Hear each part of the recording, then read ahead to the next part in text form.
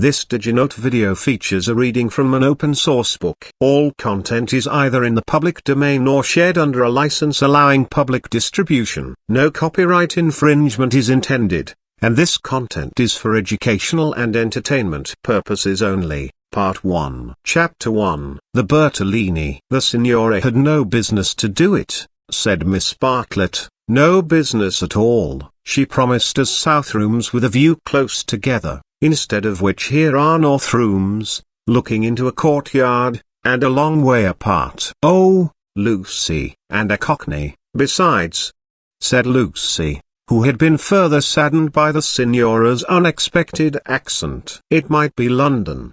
She looked at the 2 rows of English people who were sitting at the table, at the row of white bottles of water and red bottles of wine that ran between the English people, at the portraits of the late Queen and the late Poet Laureate that hung behind the English people, heavily framed, at the notice of the English Church, Reverend Cuthbert Eager, M.A. Oxon, that was the only other decoration of the wall. Charlotte, don't you feel, too, that we might be in London? I can hardly believe that all kinds of other things are just outside. I suppose it is one's being so tired. This meat has surely been used for soup, said Miss Bartlett, laying down her fork. I want so to see the Arno. The rooms the Signora promised us in her letter would have looked over the Arno. The Signora had no business to do it at all. Oh, it is a shame. Any nook does for me, Miss Bartlett continued, but it does seem hard that you shouldn't have a view. Lucy felt that she had been selfish. Charlotte, you mustn't spoil me. Of course, you must look over the Arno, too. I meant that. The first vacant room in the front, you must have it, said Miss Bartlett, part of whose travelling expenses were paid by Lucy's mother, a piece of generosity to which she made many a tactful allusion.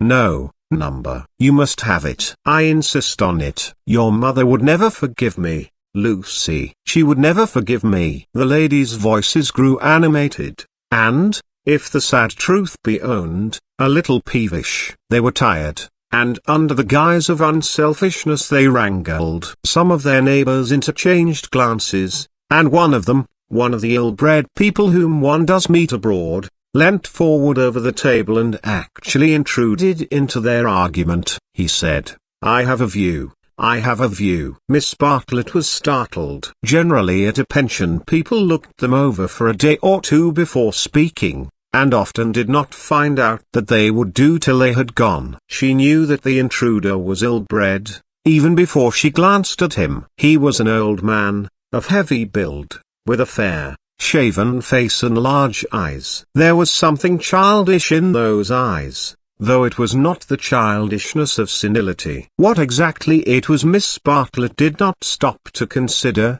for her glance passed on to his clothes. These did not attract her. He was probably trying to become acquainted with them before they got into the swim. So she assumed a dazed expression when he spoke to her, and then said, a view? Oh, a view. How delightful a view is. This is my son, said the old man. His name's George. He has a view too. Ah, said Miss Bartlett, repressing Lucy, who was about to speak. What I mean, he continued, is that you can have our rooms, and we'll have yours. We'll change. The better class of tourist was shocked at this, and sympathized with the newcomers. Miss Bartlett, in reply, opened her mouth as little as possible, and said thank you very much indeed, that is out of the question. Why? Said the old man, with both fists on the table. Because it is quite out of the question, thank you. You see, we don't like to take, began Lucy. Her cousin again repressed her. But why? He persisted. Women like looking at a view, men don't. And he thumped with his fists like a naughty child, and turned to his son, saying, George, persuade them. It's so obvious they should have the rooms, said the son. There's nothing else to say. He did not look at the ladies as he spoke, but his voice was perplexed and sorrowful. Lucy, too, was perplexed, but she saw that they were in for what is known as quite a scene, and she had an odd feeling that whenever these ill-bred tourists spoke, the contest widened and deepened till it dealt, not with rooms and views, but with, well, with something quite different, whose existence she had not realized before. Now the old man attacked Miss Bartlett almost violently. Why should she not change? What possible objection had she? They would clear out in half an hour. Miss Bartlett, though skilled in the delicacies of conversation, was powerless in the presence of brutality. It was impossible to snub anyone so gross. Her face reddened with displeasure. She looked around as much as to say, "Are you all like this?" And two little old ladies, who were sitting further up the table, with shawls hanging over the backs of the chairs, looked back, clearly indicating, "We are not, we are genteel." "Eat your dinner, dear," she said to Lucy, and began to toy again with the meat that she had once censured. Lucy mumbled that those seemed very odd people opposite. "Eat your dinner, dear. This pension is a failure. Tomorrow we will make a change." Hardly had she announced this fell decision when she reversed it. The curtains at the end of the room parted, and revealed a clergyman, stout but attractive, who hurried forward to take his place at the table, cheerfully apologizing for his lateness. Lucy, who had not yet acquired decency, at once rose to her feet, exclaiming, "Oh, why, it's Mr. Beebe. Oh, how perfectly lovely. Oh, Charlotte, we must stop now, however bad the rooms are." "Oh," Miss Bartlett said, with more restraint. "How do you do, Mr. Beebe? I expect that you have forgotten us, Miss Bartlett and Miss Honeychurch, who were at Tunbridge Wells when you helped the vicar of St. Peter's that very cold Easter." The clergyman, who had the air of one on a holiday, did not remember the ladies quite as clearly as they remembered him. But he came forward pleasantly enough and accepted the chair into which he was beckoned by Lucy. "I am so glad to see you," said the girl, who was in a state of spiritual starvation, and would have been glad to see the waiter if her cousin had permitted it. "Just fancy how small the world is. Summer Street, too, makes it so specially funny." "Miss Honeychurch lives in the parish of Summer Street," said Miss Bartlett, filling up the gap, "and she happened to tell me in the course of conversation that you have just accepted the living." "Yes, I heard from Mother so last week." "She didn't know that I knew you at Tunbridge Wells, but I wrote back at once, and I said, Mr. Beebe is quite right," said the clergyman. "I move into the rectory at Summer Street next June. I am lucky to be appointed to such a charming neighborhood." "Oh, how glad I am." "The name of our house is Windy Corner." Mr. Beebe bowed. "There is Mother and me generally, and my brother, though it's not often we get him to see H. The church is rather far off. I mean, Lucy, dearest, let Mr. Beebe eat his dinner." "I am eating it, thank you, and enjoying it." He preferred to talk to Lucy, whose playing he remembered, rather than to Miss Bartlett, who probably remembered his sermons. He asked the girl whether she knew Florence well, and was informed at some length that she had never been there before. It is delightful to advise a newcomer, and he was first in the field. "Don't neglect the country round," his advice concluded. "The first fine afternoon drive up to Fiesole, and round by Settignano, or something of that sort." "No!" cried a voice from the top of the table. "Mr. Beebe, you are wrong. The first fine afternoon your ladies must go to Prato." "That lady looks so clever," whispered Miss Bartlett to her cousin. "We are in luck." And, indeed, a perfect torrent of information burst on them. People told them what to see, when to see it, how to stop the electric trams, how to get rid of the beggars, how much to give for a vellum blotter, how much the place would grow upon them. The pension Bertolini had decided, almost enthusiastically, that they would do. Whichever way they looked, kind ladies smiled and shouted at them, and above all rose the voice of the clever lady, crying, "Prato!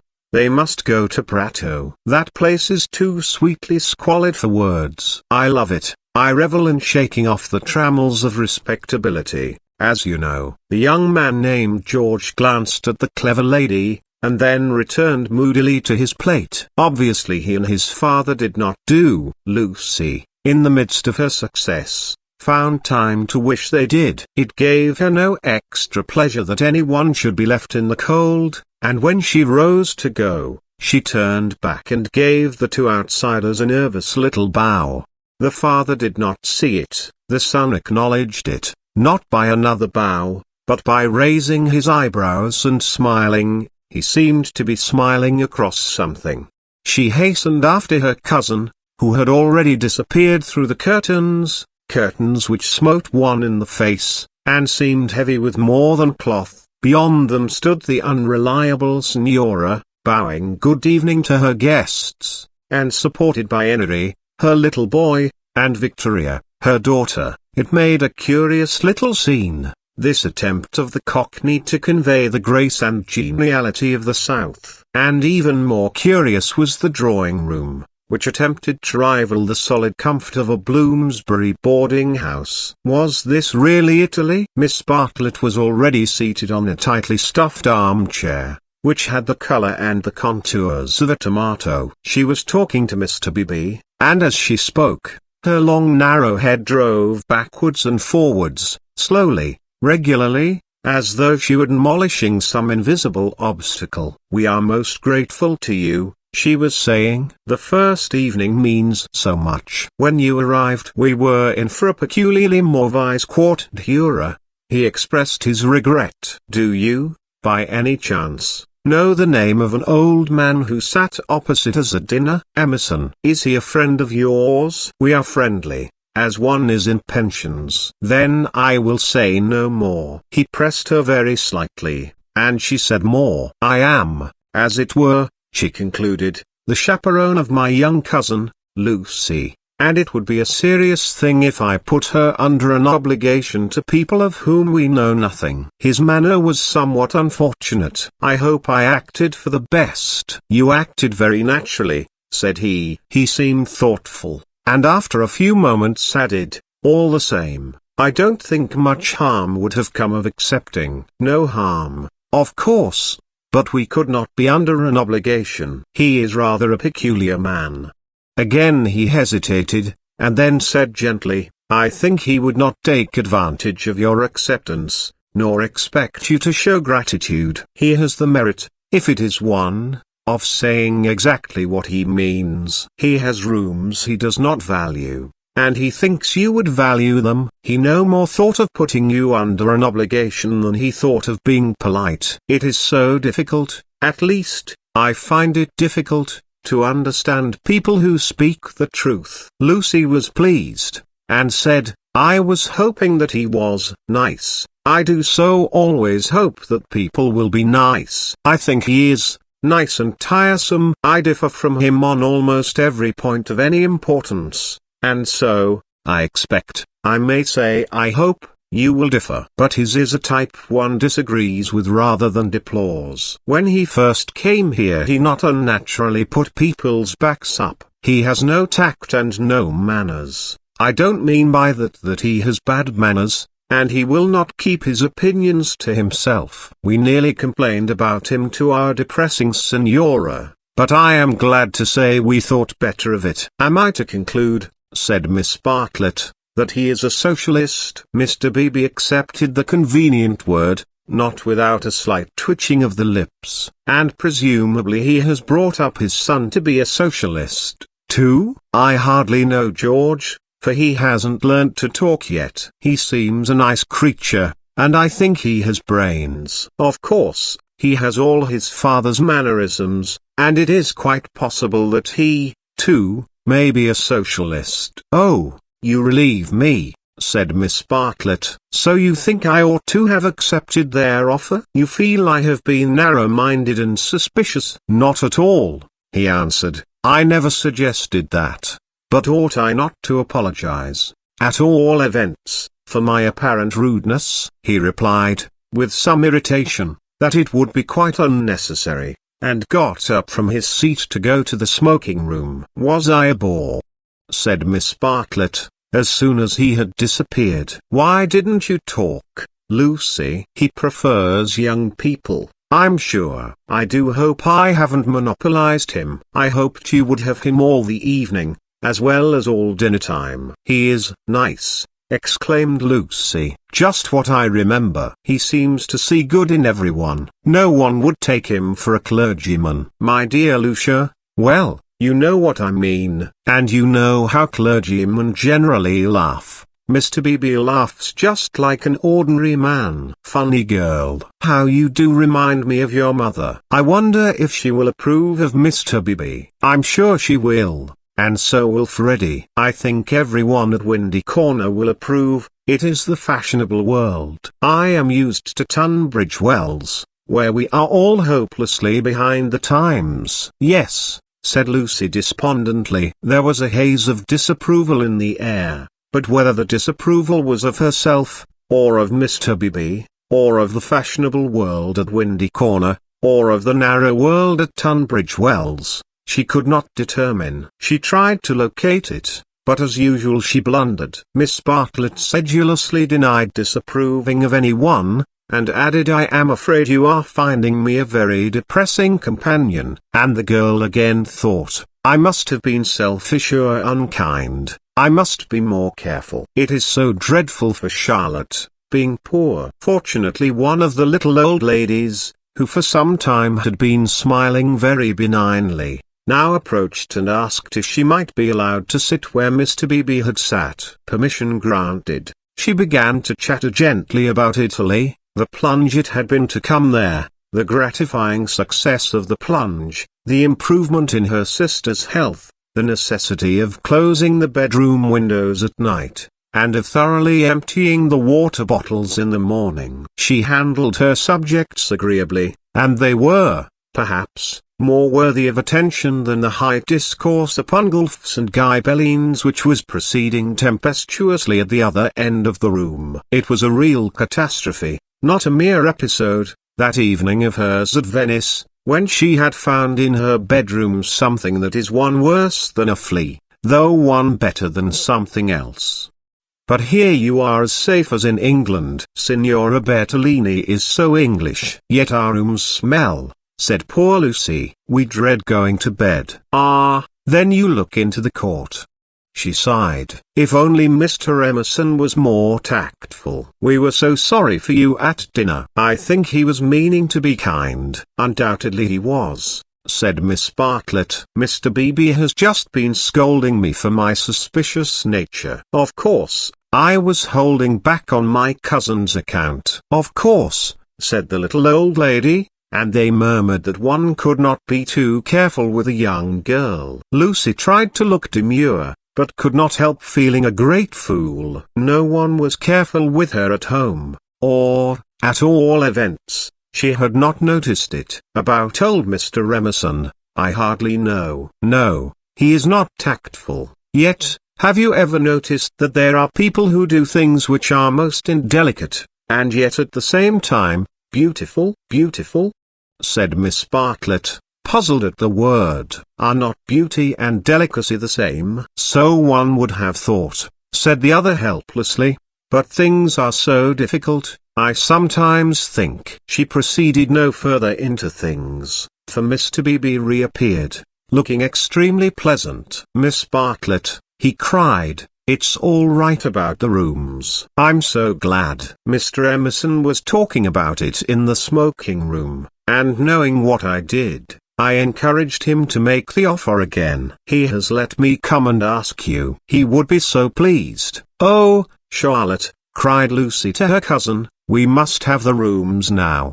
The old man is just as nice and kind as he can be. Miss Bartlett was silent. I fear, said Mr. Beebe, after a pause, that I have been officious. I must apologize for my interference. Gravely displeased, he turned to go. Not till then did Miss Bartlett reply, my own wishes, dearest Lucy, are unimportant in comparison with yours. It would be hard indeed if I stopped you doing as you liked at Florence, when I am only here through your kindness. If you wish me to turn these gentlemen out of their rooms, I will do it. Would you then, Mr. Beebe, kindly tell Mr. Emerson that I accept his kind offer, and then conduct him to me, in order that I may thank him personally." She raised her voice as she spoke. It was heard all over the drawing room, and silenced the Guelphs and the Ghibellines. The clergyman, inwardly cursing the female sex,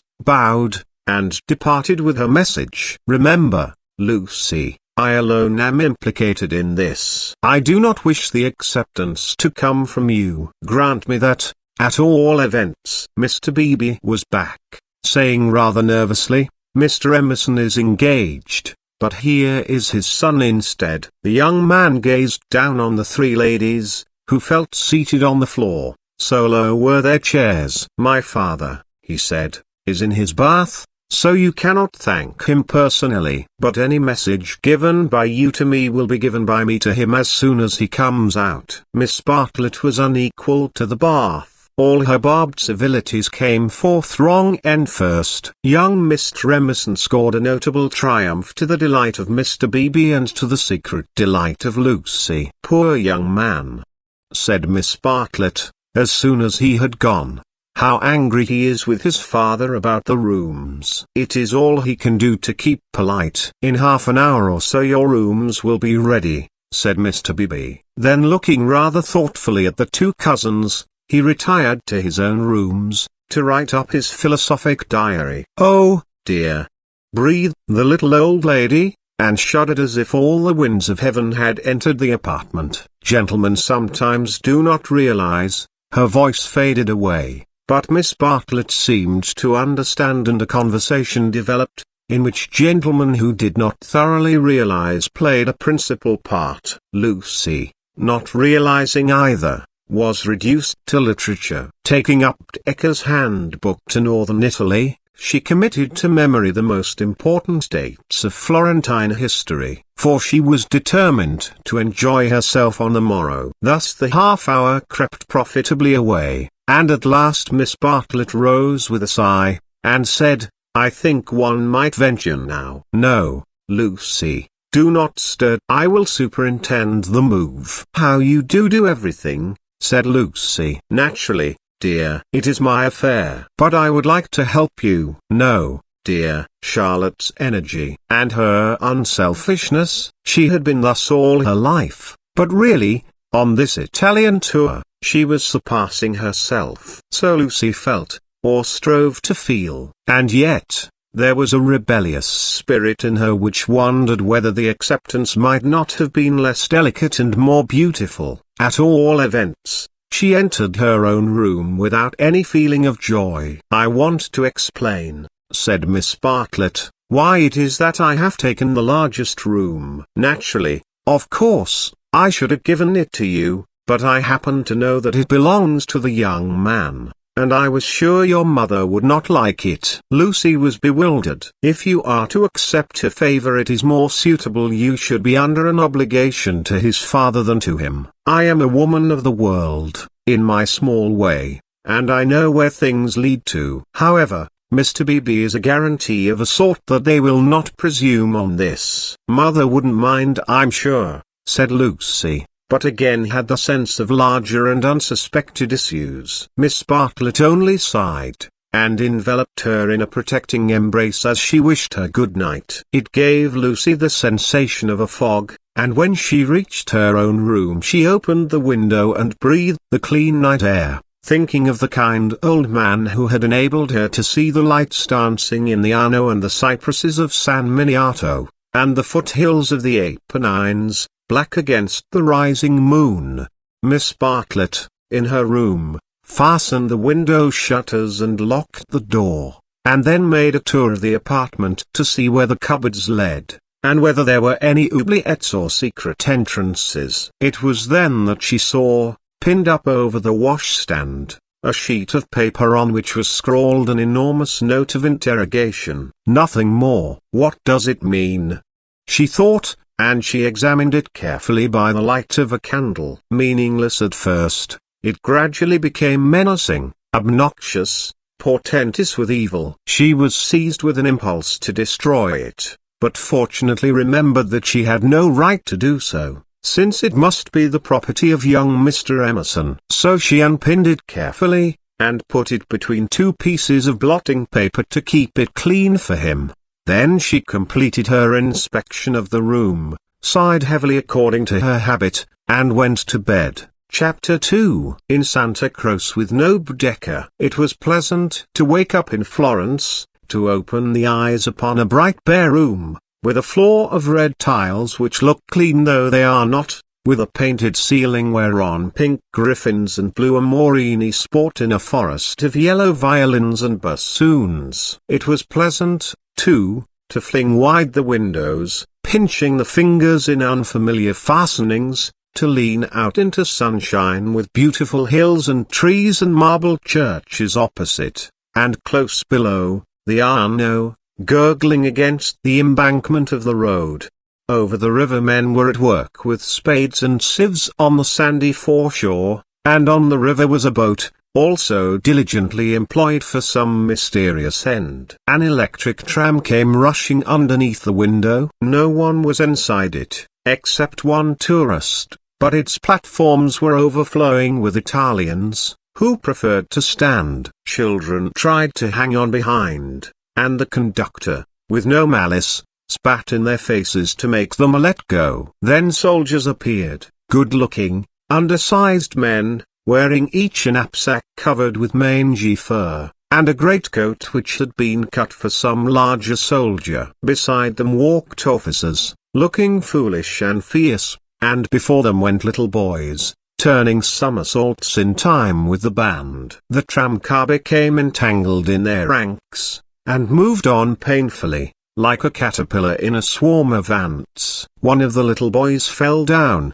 and some white bullocks came out of an archway. Indeed, if it had not been for the good advice of an old man who was selling button hooks, the road might never have got clear. Over such trivialities as these many a valuable hour may slip away, and the traveller who has gone to Italy to study the tactile values of Giotto, or the corruption of the papacy, may return remembering nothing but the blue sky and the men and women who live under it. So it was as well that Miss Bartlett should tap and come in, and having commented on Lucy's leaving the door unlocked, and on her leaning out of the window before she was fully dressed, should urge her to hasten herself, or the best of the day would be gone. By the time Lucy was ready her cousin had done her breakfast, and was listening to the clever lady among the crumbs. A conversation then ensued, on not unfamiliar lines. Miss Bartlett was, after all, a wee bit tired, and thought they had better spend the morning settling in, unless Lucy would at all like to go out. Lucy would rather like to go out, as it was her first day in Florence, but, of course, she could go alone. Miss Bartlett could not allow this. Of course she would accompany Lucy everywhere. Oh, certainly not. Lucy would stop with her cousin. Oh, no. That would never do. Oh, yes. At this point the clever lady broke in. If it is Mrs. Grundy who is troubling you, I do assure you that you can neglect the good person. Being English, Ms. Honeychurch will be perfectly safe. Italians understand. A dear friend of mine, Contessa Baroncelli, has 2 daughters, and when she cannot send a maid to school with them, she lets them go in sailor hats instead. Everyone takes them for English, you see, especially if their hair is strained tightly behind. Miss Bartlett was unconvinced by the safety of Contessa Baroncelli's daughters. She was determined to take Lucy herself, her head not being so very bad. The clever lady then said that she was going to spend a long morning in Santa Croce, and if Lucy would come too, she would be delighted. I will take you by a dear dirty back way, Miss Honeychurch, and if you bring me luck, we shall have an adventure. Lucy said that this was most kind, and at once opened the Baedeker, to see where Santa Croce was. Tut, tut, Miss Lucy. I hope we shall soon emancipate you from Baedeker. He does but touch the surface of things. As to the true Italy, he does not even dream of it. The true Italy is only to be found by patient observation. This sounded very interesting, and Lucy hurried over her breakfast, and started with her new friend in high spirits. Italy was coming at last. The Cockney Signora and her works had vanished like a bad dream. Miss Lavish, for that was the clever lady's name, turned to the right along the sunny Lung Arno. How delightfully warm. But a wind down the side streets cut like a knife, didn't it? Ponte Algrazie, particularly interesting, mentioned by Dante. San Miniato, beautiful as well as interesting, the crucifix that kissed a murderer. Miss Honeychurch would remember the story. The men on the river were fishing. Untrue, but then, so is most information. Then Miss Lavish darted under the archway of the White Bullocks, and she stopped, and she cried, "A smell! A true Florentine smell! Every city, let me teach you, has its own smell." "Is it a very nice smell?" said Lucy, who had inherited from her mother a distaste to dirt. "One doesn't come to Italy for niceness," was the retort. "One comes for life. Buongiorno, buongiorno."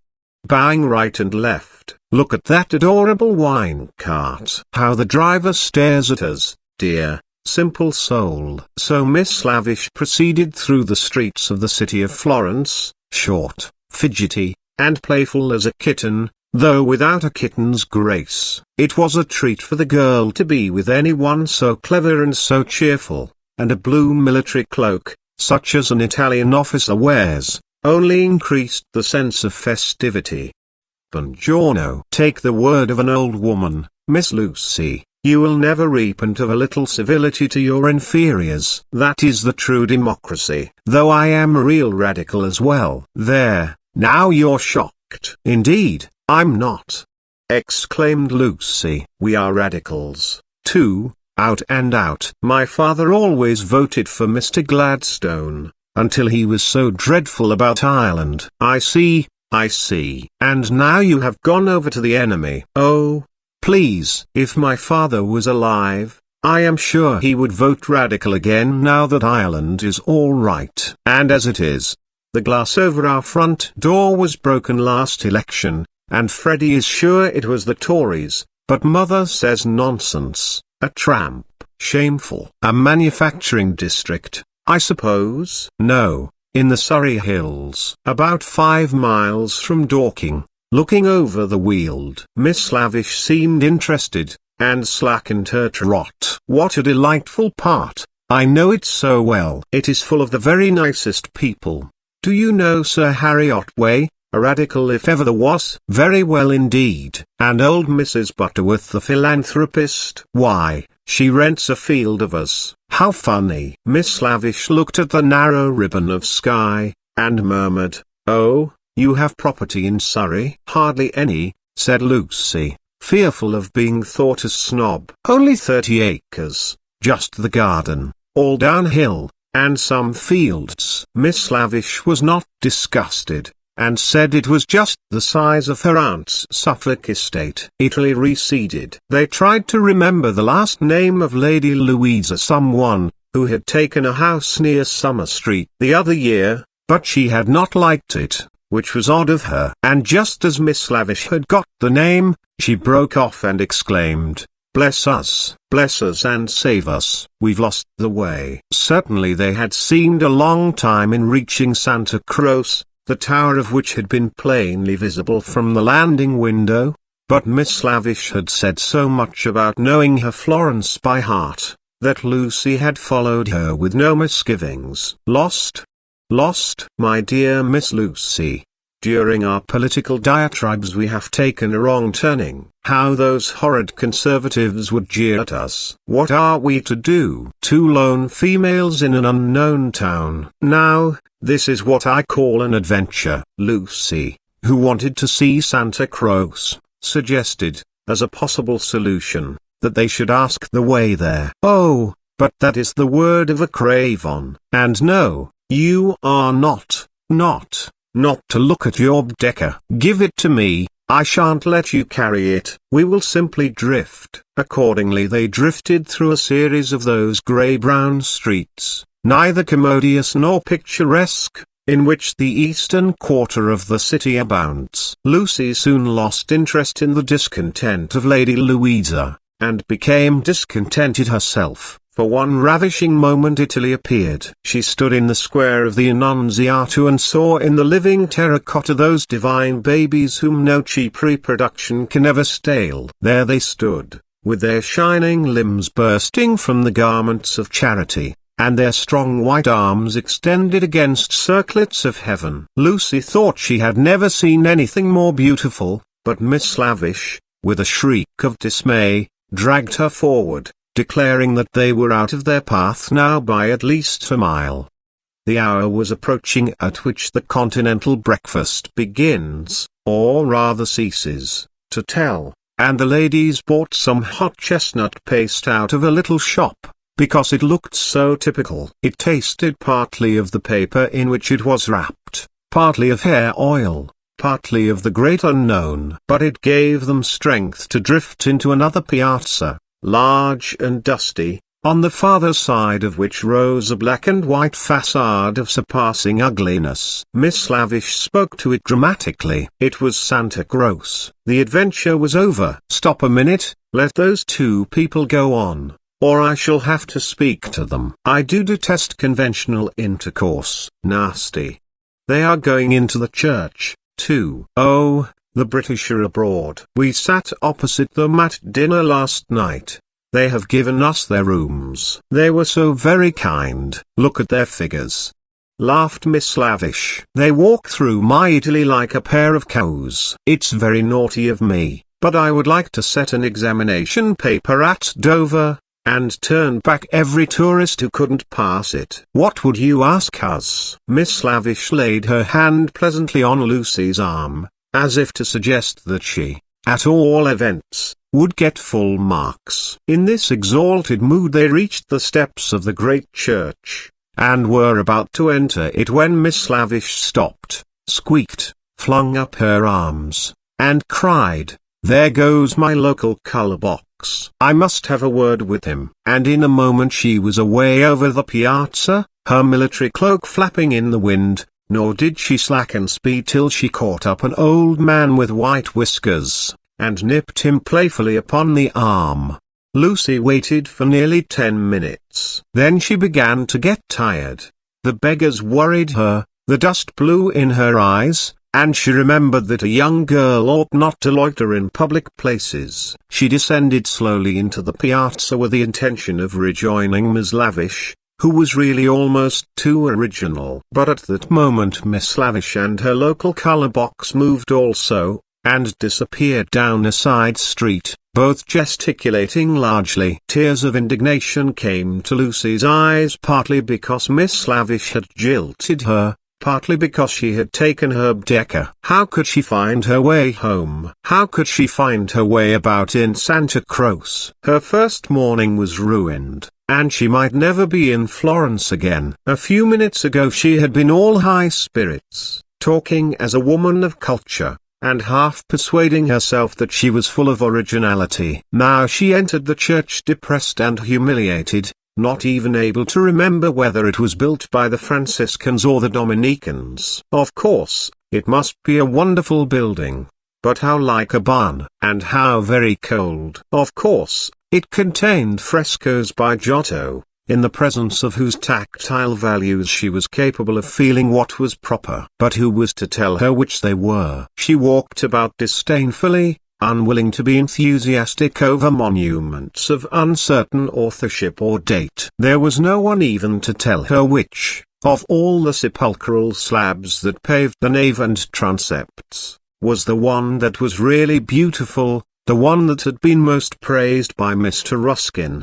Then the pernicious charm of Italy worked on her, and, instead of acquiring information, she began to be happy. She puzzled out the Italian notices, the notices that forbade people to introduce dogs into the church, the notice that prayed people, in the interest of health and out of respect to the sacred edifice in which they found themselves, not to spit. She watched the tourists. Their noses were as red as their Baedekers, so cold was Santa Croce. She beheld the horrible fate that overtook 3 papists, two he-babies and a she-baby, who began their career by sousing each other with the holy water, and then proceeded to the Machiavelli Memorial, dripping but hallowed. Advancing towards it very slowly and from immense distances, they touched the stone with their fingers, with their handkerchiefs, with their heads, and then retreated. What could this mean? They did it again and again. Then Lucy realized that they had mistaken Machiavelli for some saint, hoping to acquire virtue. Punishment followed quickly. The smallest he-baby stumbled over one of the sepulchral slabs so much admired by Mr. Ruskin, and entangled his feet in the features of a recumbent bishop. Protestant as she was, Lucy darted forward. She was too late. He fell heavily upon the prelate's upturned toes. "Hateful bishop!" exclaimed the voice of old Mr. Emerson, who had darted forward also. "Hard in life, hard in death. Go out into the sunshine, little boy, and kiss your hand to the sun, for that is where you ought to be." "Intolerable bishop!" The child screamed frantically at these words, and at these dreadful people who picked him up, dusted him, rubbed his bruises, and told him not to be superstitious. "Look at him," said Mr. Emerson to Lucy. "Here's a mess, a baby hurt, cold, and frightened. But what else can you expect from a church?" The child's legs had become as melting wax. Each time that old Mr. Emerson and Lucy set it erect it collapsed with a roar. Fortunately an Italian lady, who ought to have been saying her prayers, came to the rescue. By some mysterious virtue, which mothers alone possess, she stiffened the little boy's backbone and imparted strength to his knees. He stood, still gibbering with agitation. He walked away. "You are a clever woman," said Mr. Emerson. "You have done more than all the relics in the world. I am not of your creed, but I do believe in those who make their fellow creatures happy. There is no scheme of the universe." He paused for a phrase. "Niente," said the Italian lady, and returned to her prayers. "I'm not sure she understands English," suggested Lucy. In her chastened mood she no longer despised the Emersons. She was determined to be gracious to them, beautiful rather than delicate, and, if possible, to erase Miss Bartlett's civility by some gracious reference to the pleasant rooms. "That woman understands everything," was Mr. Emerson's reply. "But what are you doing here? Are you doing the church? Are you through with the church?" "No," cried Lucy, remembering her grievance. "I came here with Miss Lavish, who was to explain everything, and just by the door, it is too bad!" She simply ran away, and after waiting quite a time, I had to come in by myself. "Why shouldn't you?" said Mr. Emerson. "Yes, why shouldn't you come by yourself?" said the son, addressing the young lady for the first time. "But Miss Lavish has even taken away Baedeker." "Baedeker?" said Mr. Emerson. "I'm glad it's that you minded." "It's worth minding. The loss of a Baedeker." "That's worth minding." Lucy was puzzled. She was again conscious of some new idea, and was not sure whither it would lead her. "If you've no Baedeker," said the son, "you'd better join us."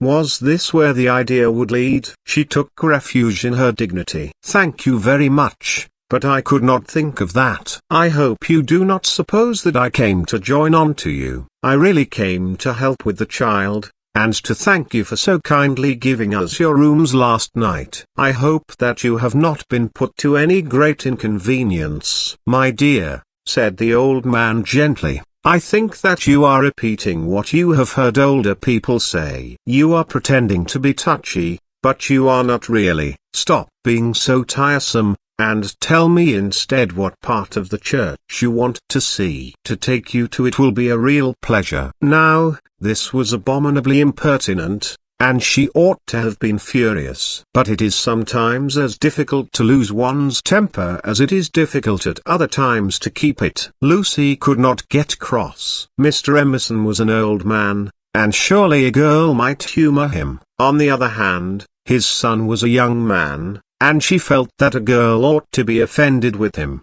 or at all events be offended before him. It was at him that she gazed before replying. "I am not touchy, I hope. It is the Giottos that I want to see. If you will kindly tell me which they are." The son nodded. With a look of somber satisfaction, he led the way to the Peruzzi chapel. There was a hint of the teacher about him. She felt like a child in school who had answered a question rightly. The chapel was already filled with an earnest congregation, and out of them rose the voice of a lecturer, directing them how to worship Giotto, not by tactful valuations, but by the standards of the Spirit. "Remember," he was saying, "the facts about this church of Santa Croce, how it was built by faith in the full fervor of medievalism, before any taint of the Renaissance had appeared. Observe how Giotto in these frescoes, now, unhappily, ruined by restoration, is untroubled by the snares of anatomy and perspective. Could anything be more majestic, more pathetic, beautiful, true? How little, we feel, avails knowledge and technical cleverness against a man who truly feels." "No!" exclaimed Mr. Emerson, in much too loud a voice for church. "Remember nothing of the sort. Built by faith indeed. That simply means the workmen weren't paid properly. And as for the frescoes, I see no truth in them. Look at that fat man in blue. He must weigh as much as I do, and he is shooting into the sky like an air balloon." He was referring to the fresco of the Ascension of St. John. Inside, the lecturer's voice faltered, as well it might. The audience shifted uneasily, and so did Lucy. She was sure that she ought not to be with these men, but they had cast a spell over her. They were so serious and so strange that she could not remember how to behave. Now, did this happen, or didn't it? "Yes or no," George replied. "It happened like this. If it happened at all, I would rather go up to heaven by myself than be pushed by cherubs, and if I got there I should like my friends to lean out of it, just as they do here." "You will never go up," said his father. "You and I, dear boy, will lie at peace in the earth that bore us, and our names will disappear as surely as our work survives. Some of the people can only see the empty grave, not the saint, whoever he is, going up." It did happen like that, if it happened at all. "Pardon me," said a frigid voice. "The chapel is somewhat small for two parties. We will incommode you no longer." The lecturer was a clergyman, and his audience must be also his flock, for they held prayer books as well as guide books in their hands. They filed out of the chapel in silence. Amongst them were the two little old ladies of the pension Bertolini, Miss Teresa and Miss Catherine Allen. "Stop!" cried Mr. Emerson. "There's plenty of room for us all." "Stop!"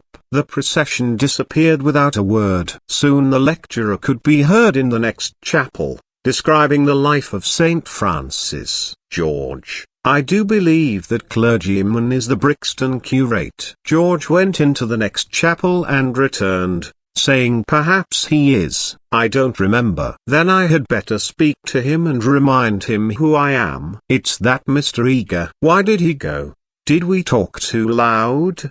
How vexatious." "I shall go and say we are sorry." "Hadn't I better?" "Then perhaps he will come back." "He will not come back," said George. But Mr. Emerson, contrite and unhappy, hurried away to apologize to the Reverend Cuthbert Eager. Lucy, apparently absorbed in a lunette, could hear the lecture again interrupted, the anxious, aggressive voice of the old man, the curt, injured replies of his opponent. The son, who took every little contretemps as if it were a tragedy, was listening also. "My father has that effect on nearly everyone," he informed her. "He will try to be kind." "I hope we all try," said she, smiling nervously, "because we think it improves our characters. But he is kind to people because he loves them, and they find him out, and are offended, or frightened." "How silly of them," said Lucy, though in her heart she sympathized. "I think that a kind action done tactfully, tact. He threw up his head in disdain. Apparently she had given the wrong answer. She watched the singular creature pace up and down the chapel. For a young man his face was rugged, and, until the shadows fell upon it, hard. Enshadowed, it sprang into tenderness. She saw him once again at Rome, on the ceiling of the Sistine Chapel, carrying a burden of acorns. Healthy and muscular, he yet gave her the feeling of greyness, of tragedy that might only find solution in the night. The feeling soon passed. It was unlike her to have entertained anything so subtle. Born of silence and of unknown emotion, it passed when Mr. Emerson returned, and she could re-enter the world of rapid talk, which was alone familiar to her. "Were you snubbed?" asked his son tranquilly. "But we have spoilt the pleasure of I don't know how many people. They won't come back. ... Full of innate sympathy ... Quickness to perceive good in others ... Vision of the brotherhood of man." Scraps of the lecture on St. Francis came floating round the partition wall. "Don't let us spoil yours," he continued to Lucy. "Have you looked at those saints?" "Yes," said Lucy. "They are lovely." "Do you know which is the tombstone that is praised in Ruskin?" He did not know, and suggested that they should try to guess it. George, rather to her relief, refused to move, and she and the old man wandered not unpleasantly about Santa Croce, which, though it is like a barn, has harvested many beautiful things inside its walls. There were also beggars to avoid and guides to dodge round the pillars, and an old lady with her dog, and here and there a priest modestly edging to his mass through the groups of tourists. But Mr. Emerson was only half interested. He watched the lecturer, whose success he believed he had impaired, and then he anxiously watched his son. "Why will he look at that fresco?" he said uneasily. "I saw nothing in it." "I like Giotto," she replied. "It is so wonderful what they say about his tactile values. Though I like things like the Della Robbia babies better." "So you ought. A baby is worth a dozen saints, and my baby's worth the whole of paradise. And as far as I can see he lives in hell." Lucy again felt that this did not do. "In hell," he repeated. "He's unhappy." "Oh, dear," said Lucy. "How can he be unhappy when he is strong and alive? What more is one to give him? And think how he has been brought up, free from all the superstition and ignorance that lead men to hate one another in the name of God. With such an education as that, I thought he was bound to grow up happy." She was no theologian, but she felt that here was a very foolish old man, as well as a very irreligious one. She also felt that her mother might not like her talking to that kind of person, and that Charlotte would object most strongly. "What are we to do with him?"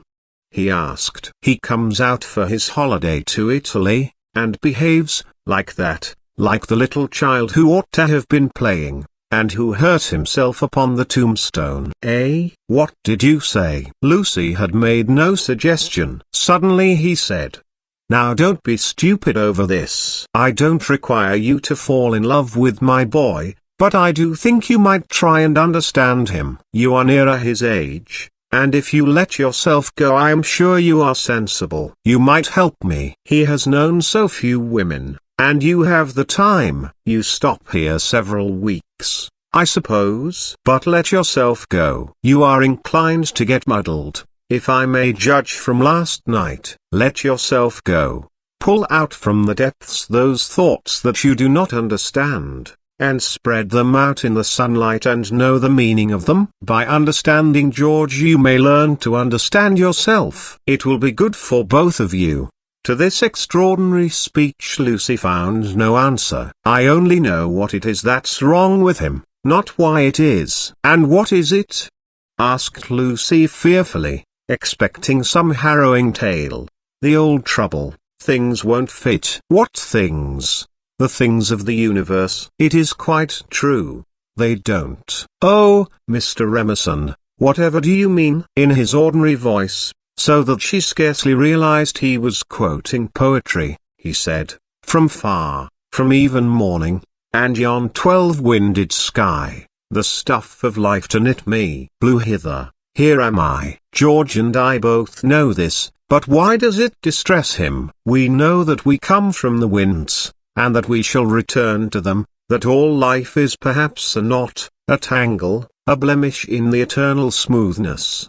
But why should this make us unhappy? Let us rather love one another, and work and rejoice. I don't believe in this world's sorrow. Miss Honeychurch assented. Then make my boy think like us. Make him realize that by the side of the everlasting why there is a yes, a transitory yes if you like, but a yes. Suddenly she laughed. Surely one ought to laugh. A young man melancholy because the universe wouldn't fit, because life was a tangle or a wind, or a yes, or something. I'm very sorry, she cried. You'll think me unfeeling, but, then she became matronly. Oh, but your son wants employment. Has he no particular hobby? Why, I myself have worries, but I can generally forget them at the piano. And collecting stamps did no end of good for my brother. Perhaps Italy bores him. You ought to try the Alps or the lakes.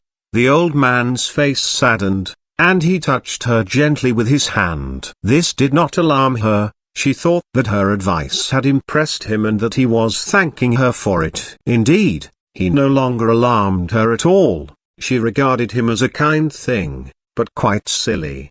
Her feelings were as inflated spiritually as they had been an hour ago aesthetically, before she lost Decker. The dear George, now striding towards them over the tombstones, seemed both pitiable and absurd. He approached, his face in the shadow. He said, Miss Bartlett. Oh, good gracious me, said Lucy, suddenly collapsing and again seeing the whole of life in a new perspective. Where? In the nave. I see. Those gossiping little miscellans must have. She checked herself. Poor girl! Exploded Mr. Emerson. Poor girl! She could not let this pass, for it was just what she was feeling herself. Poor girl! I failed to understand the point of that remark. I think myself a very fortunate girl, I assure you. I'm thoroughly happy, and having a splendid time. Pray don't waste time mourning over me. There's enough sorrow in the world, isn't there, without trying to invent it. Goodbye. Thank you both so much for all your kindness. Ah, yes. There does come my cousin. A delightful morning. Santa Croce is a wonderful church. She joined her cousin. Chapter 3. Music, violets, and the lettress. It so happened that Lucy, who found daily life rather chaotic, entered a more solid world when she opened the piano. She was then no longer either deferential or patronizing, no longer either a rebel or a slave. The kingdom of music is not the kingdom of this world. It will accept those whom breeding and intellect and culture have alike rejected. The commonplace person begins to play, and shoots into the empyrean without effort, whilst we look up, marveling how he has escaped us, and thinking how we could worship him and love him, would he but translate his visions into human words, and his experiences into human actions. Perhaps he cannot, certainly he does not, or does so very seldom. Lucy had done so never. She was no dazzling executante.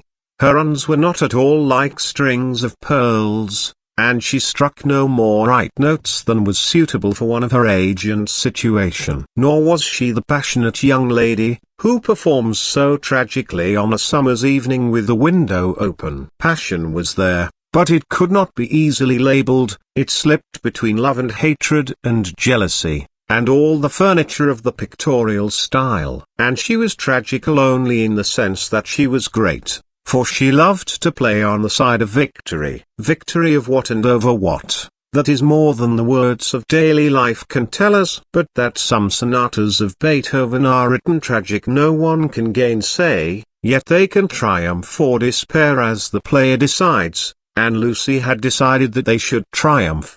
A very wet afternoon at the Bertolini permitted her to do the thing she really liked. And after lunch she opened the little draped piano. A few people lingered round and praised her playing, but finding that she made no reply, dispersed to their rooms to write up their diaries or to sleep. She took no notice of Mr. Emerson looking for his son, nor of Miss Bartlett looking for Miss Lavish, nor of Miss Lavish looking for her cigarette case. Like every true performer, she was intoxicated by the mere feel of the notes. There were fingers caressing her own, and by touch, not by sound alone, did she come to her desire.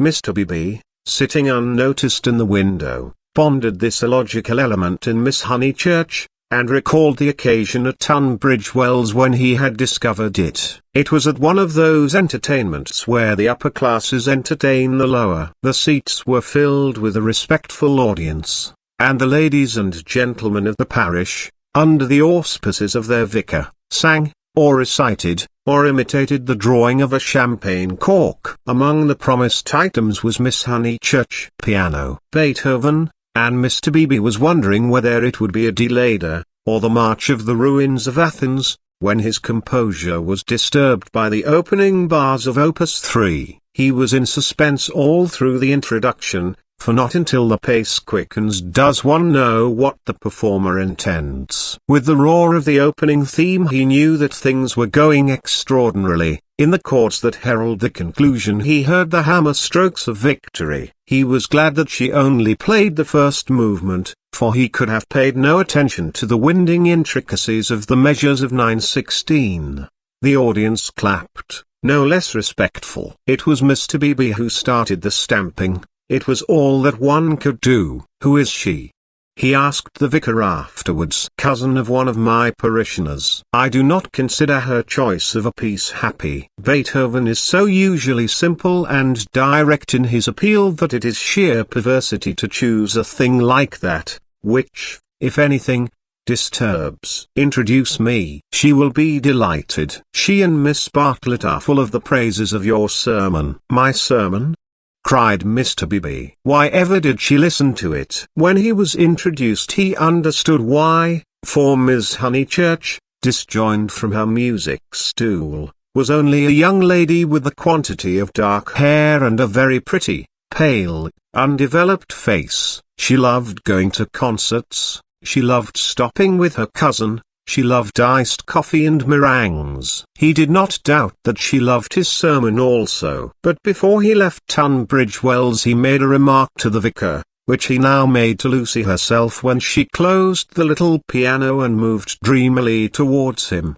"If Miss Honeychurch ever takes to live as she plays, it will be very exciting both for us and for her." Lucy at once re-entered daily life. "Oh, what a funny thing. Someone said just the same to Mother, and she said she trusted I should never live a duet. Doesn't Mrs. Honeychurch like music? She doesn't mind it. But she doesn't like one to get excited over anything. She thinks I am silly about it. She thinks, I can't make out. Once, you know, I said that I liked my own playing better than anyone's. She has never got over it. Of course, I didn't mean that I played well. I only meant, of course," said he, wondering why she bothered to explain. "Music," said Lucy, as if attempting some generality. She could not complete it, and looked out absently upon Italy in the wet. The whole life of the South was disorganized, and the most graceful nation in Europe had turned into formless lumps of clothes. The street and the river were dirty yellow,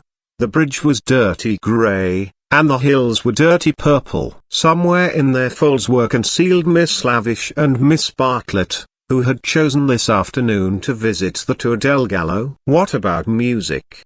said Mr. B.B. "Poor Charlotte will be sopped," was Lucy's reply. The expedition was typical of Miss Bartlett, who would return cold, tired, hungry, and angelic, with a ruined skirt, a pulpy Decker, and a tickling cough in her throat. On another day, when the whole world was singing and the air ran into the mouth, like wine, she would refuse to stir from the drawing-room, saying that she was an old thing, and no fit companion for a hearty girl. "Miss Lavish has led your cousin astray. She hopes to find the true Italy in the wet, I believe." "Miss Lavish is so original," murmured Lucy. This was a stock remark, the supreme achievement of the pension Bertolini in the way of definition. Miss Lavish was so original. Mr. Beebe had his doubts, but they would have been put down to clerical narrowness. For that, and for other reasons, he held his peace. "Is it true," continued Lucy in awestruck tone, "that Miss Lavish is writing a book?" "They do say so." "What is it about?" "It will be a novel," replied Mr. Beebe, "dealing with modern Italy." "Let me refer you for an account to Miss Catherine Allen, who uses words herself more admirably than anyone I know." "I wish Miss Lavish would tell me herself. We started such friends, but I don't think she ought to have run away with Ecca that morning in Santa Croce." Charlotte was most annoyed at finding me practically alone, and so I couldn't help being a little annoyed with Miss Lavish. The two ladies, at all events, have made it up. He was interested in the sudden friendship between women so apparently dissimilar as Miss Bartlett and Miss Lavish.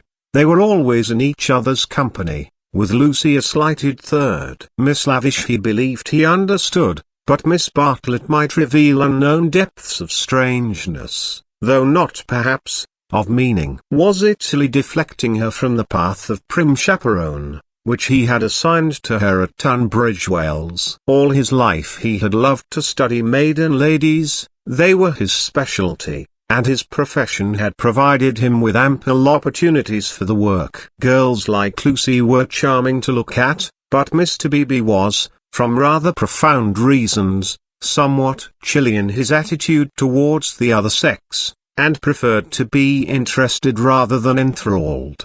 Lucy, for the third time, said that poor Charlotte would be sopped. The Arno was rising in flood, washing away the traces of the little carts upon the foreshore. But in the southwest there had appeared a dull haze of yellow, which might mean better weather if it did not mean worse. She opened the window to inspect, and a cold blast entered the room, drawing a plaintive cry from Miss Catherine Allen, who entered at the same moment by the door.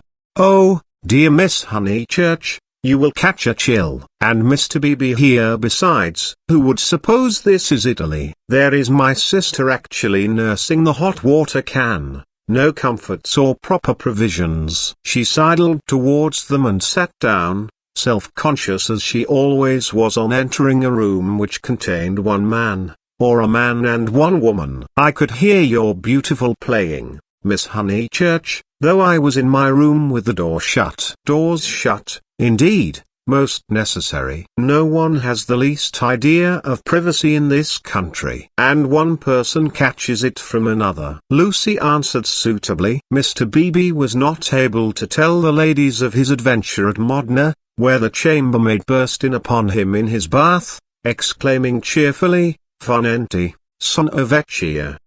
He contented himself with saying, "I quite agree with you, Miss Allen. The Italians are a most unpleasant people. They pry everywhere, they see everything, and they know what we want before we know it ourselves. We are at their mercy. They read our thoughts, they foretell our desires. From the cab driver down to Giotto, they turn us inside out, and I resent it. Yet in their heart of hearts they are, how superficial. They have no conception of the intellectual life. How right is Signora Bertolini, who exclaimed to me the other day, 'Ho, Mr. Beebe, if you knew what I suffer over the children's education. I won't have my little Victoria taught by a ignorant Italian what can't explain nothing.'" Miss Allen did not follow, but gathered that she was being mocked in an agreeable way. Her sister was a little disappointed in Mr. Beebe, having expected better things from a clergyman whose head was bald and who wore a pair of russet whiskers. Indeed, who would have supposed that tolerance, sympathy, and a sense of humor would inhabit that militant form? In the midst of her satisfaction she continued to sidle, and at last the cause was disclosed. From the chair beneath her she extracted a gunmetal cigarette case, on which were powdered in turquoise the initial Z. L. "That belongs to Lavish," said the clergyman. "A good fellow, Lavish, but I wish she'd start a pipe." "Oh, Mr. Beebe," said Miss Allen, divided between awe and mirth, Indeed, though it is dreadful for her to smoke, it is not quite as dreadful as you suppose. She took to it, practically in despair, after her life's work was carried away in a landslip. Surely that makes it more excusable. What was that? Asked Lucy. Mr. Beebe sat back complacently, and Miss Allen began as follows. It was a novel, and I am afraid, from what I can gather, not a very nice novel. It is so sad when people who have abilities misuse them, and I must say they nearly always do. Anyhow, she left it almost finished in the grotto of the Calvary at the Capuccini Hotel at Amalfi while she went for a little ink. She said, "Can I have a little ink, please?"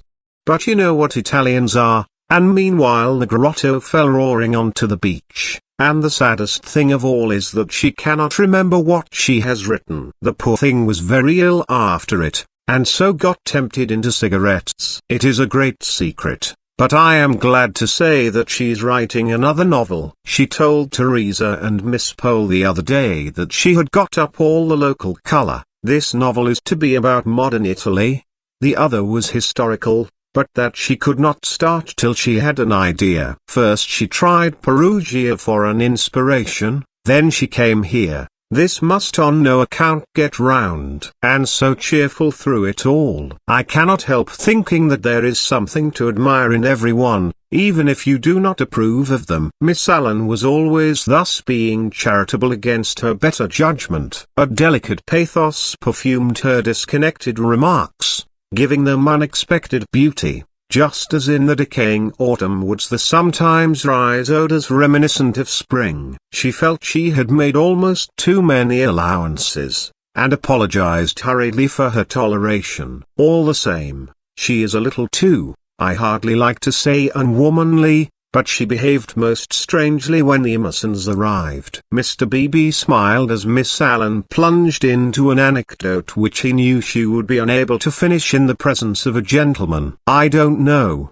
Miss Honeychurch, if you have noticed that Miss Pole, the lady who has so much yellow hair, takes lemonade. That old Mr. Emerson, who puts things very strangely, her jaw dropped. She was silent. Mr. Beebe, whose social resources were endless, went out to order some tea, and she continued to Lucy in a hasty whisper, "Stomach." He warned Miss Pole of her stomach acidity, he called it, and he may have meant to be kind. I must say I forgot myself and laughed. It was so sudden. As Teresa truly said, it was no laughing matter. But the point is that Miss Lavish was positively attracted by his mentioning S, and said she liked plain speaking, and meeting different grades of thought. She thought there were commercial travellers, drummers was the word she used, and all through dinner she tried to prove that England, our great and beloved country, rests on nothing but commerce. Teresa was very much annoyed, and left the table before the cheese, saying as she did so, "There, Miss Lavish, is one who can confute you better than I," and pointed to the beautiful picture of Lord Tennyson. Then Miss Lavish said, "Tut, the early Victorians. Just imagine, tut, the early Victorians." My sister had gone, and I felt bound to speak. I said, "Miss Lavish, I am an early Victorian, at least, that is to say, I will hear no breath of censure against our dear Queen." It was horrible speaking. I reminded her how the Queen had been to Ireland when she did not want to go, and I must say she was dumbfounded, and made no reply. But, unluckily, Mr. Emerson overheard this part, and called in his deep voice, "Quite so, quite so. I honor the woman for her Irish visit. The woman. I tell things so badly, but you see what a tangle we were in by this time. All on account of S having been mentioned in the first place. But that was not all. After dinner Miss Lavish actually came up and said, "Miss Allen, I am going into the smoking room to talk to those two nice men. Come, too." Needless to say, I refused such an unsuitable invitation, and she had the impertinence to tell me that it would broaden my ideas, and said that she had 4 brothers, all university men, except one who was in the army, who always made a point of talking to commercial travelers. "Let me finish the story," said Mr. Beebe, who had returned. Miss Lavish tried Miss Pole, myself, everyone, and finally said, "I shall go alone." She went. At the end of 5 minutes she returned unobtrusively with a green baseboard, and began playing Patience. "Whatever happened?" cried Lucy. "No one knows. No one will ever know. Miss Lavish will never dare to tell, and Mr. Emerson does not think it worth telling." "Mr. Beebe, old Mr. Emerson, is he nice or not nice? I do so want to know." Mr. Beebe laughed and suggested that she should settle the question for herself. "No, but it is so difficult. Sometimes he is so silly, and then I do not mind him." "Miss Allen, what do you think? Is he nice?" The little old lady shook her head, and sighed disapprovingly. Mr. Beebe, whom the conversation amused, stirred her up by saying, "I consider that you are bound to class him as nice, Miss Allen, after that business of the violets." "Violets? Oh, dear. Who told you about the violets? How do things get round?" "A pension is a bad place for gossips." "No, I cannot forget how they behaved at Miss Trieger's lecture at Santa Cruz." "Oh, poor Miss Honeychurch. It really was too bad." "No, I have quite changed. I do not like the Emersons. They are not nice." Mr. Beebe smiled nonchalantly. He had made a gentle effort to introduce the Emersons into Bertolini society, and the effort had failed. He was almost the only person who remained friendly to them. Miss Lavish, who represented intellect, was avowedly hostile, and now the Miss Allans, who stood for good breeding, were following her. Miss Bartlett, smarting under an obligation, would scarcely be civil. The case of Lucy was different. She had given him a hazy account of her adventures in Santa Cruz, and he gathered that the two men had made a curious and possibly concerted attempt to annex her, to show her the world from their own strange standpoint, to interest her in their private sorrows and joys. This was impertinent. He did not wish their cause to be championed by a young girl. He would rather it should fail. After all, he knew nothing about them, and pension joys, pension sorrows, are flimsy things, whereas Lucy would be his parishioner. Lucy, with one eye upon the weather, finally said that she thought the Emersons were nice, not that she saw anything of them now. Even their seats at dinner had been moved. "But aren't they always waylaying you to go out with them, dear?" said the little lady inquisitively. "Only once." Charlotte didn't like it, and said something, quite politely, "Of course." Most right of her. "They don't understand our ways. They must find their level." Mr. Beebe rather felt that they had gone under. They had given up their attempt, if it was one, to conquer society, and now the father was almost as silent as the son. He wondered whether he would not plan a pleasant day for these folk before they left, some expedition, perhaps, with Lucy well chaperoned to be nice to them. It was one of Mr. Beebe's chief pleasures to provide people with happy memories. Evening approached while they chatted. The air became brighter, the colors on the trees and hills were purified, and the Arno lost its muddy solidity and began to twinkle. There were a few streaks of bluish-green among the clouds, a few patches of watery light upon the earth, and then the dripping facade of San Miniato shone brilliantly in the declining sun. "Too late to go out," said Miss Allen in a voice of relief. "All the galleries are shut." "I think I shall go out," said Lucy. "I want to go round the town in the circular tram, on the platform by the driver." Her two companions looked grave. Mr. Beebe, who felt responsible for her in the absence of Miss Bartlett, ventured to say, "I wish we could. Unluckily I have letters." "If you do want to go out alone, won't you be better on your feet?" "Italians, dear, you know," said Miss Allen. "Perhaps I shall meet someone who reads me through and through." But they still looked disapproval, and she so far conceded to Mr. Beebe as to say that she would only go for a little walk, and keep to the street frequented by tourists.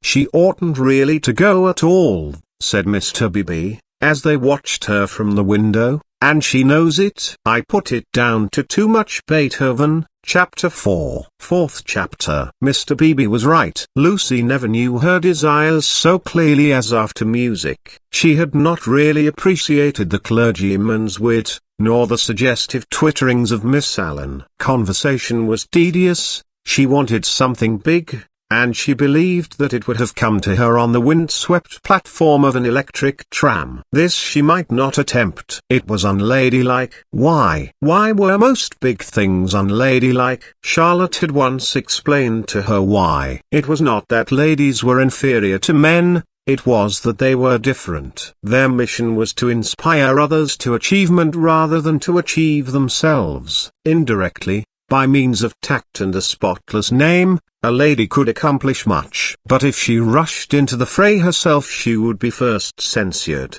then despised, and finally ignored. Poems had been written to illustrate this point. There is much that is immortal in this medieval lady. The dragons have gone, and so have the knights, but still she lingers in our midst. She reigned in many an early Victorian castle, and was queen of much early Victorian song. It is sweet to protect her in the intervals of business, sweet to pay her honour when she has cooked our dinner well. But alas!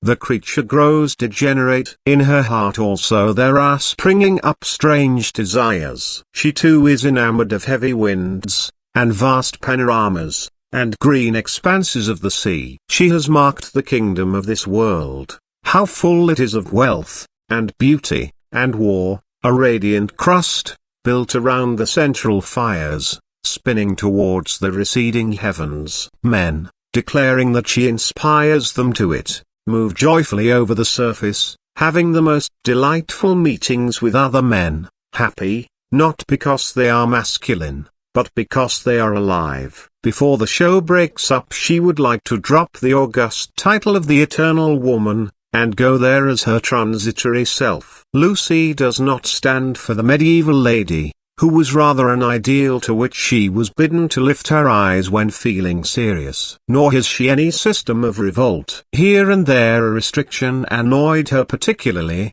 and she would transgress it, and perhaps be sorry that she had done so. This afternoon she was peculiarly restive. She would really like to do something of which her well-wishers disapproved. As she might not go on the electric tram, she went to Alinari's shop. There she bought a photograph of Botticelli's Birth of Venus.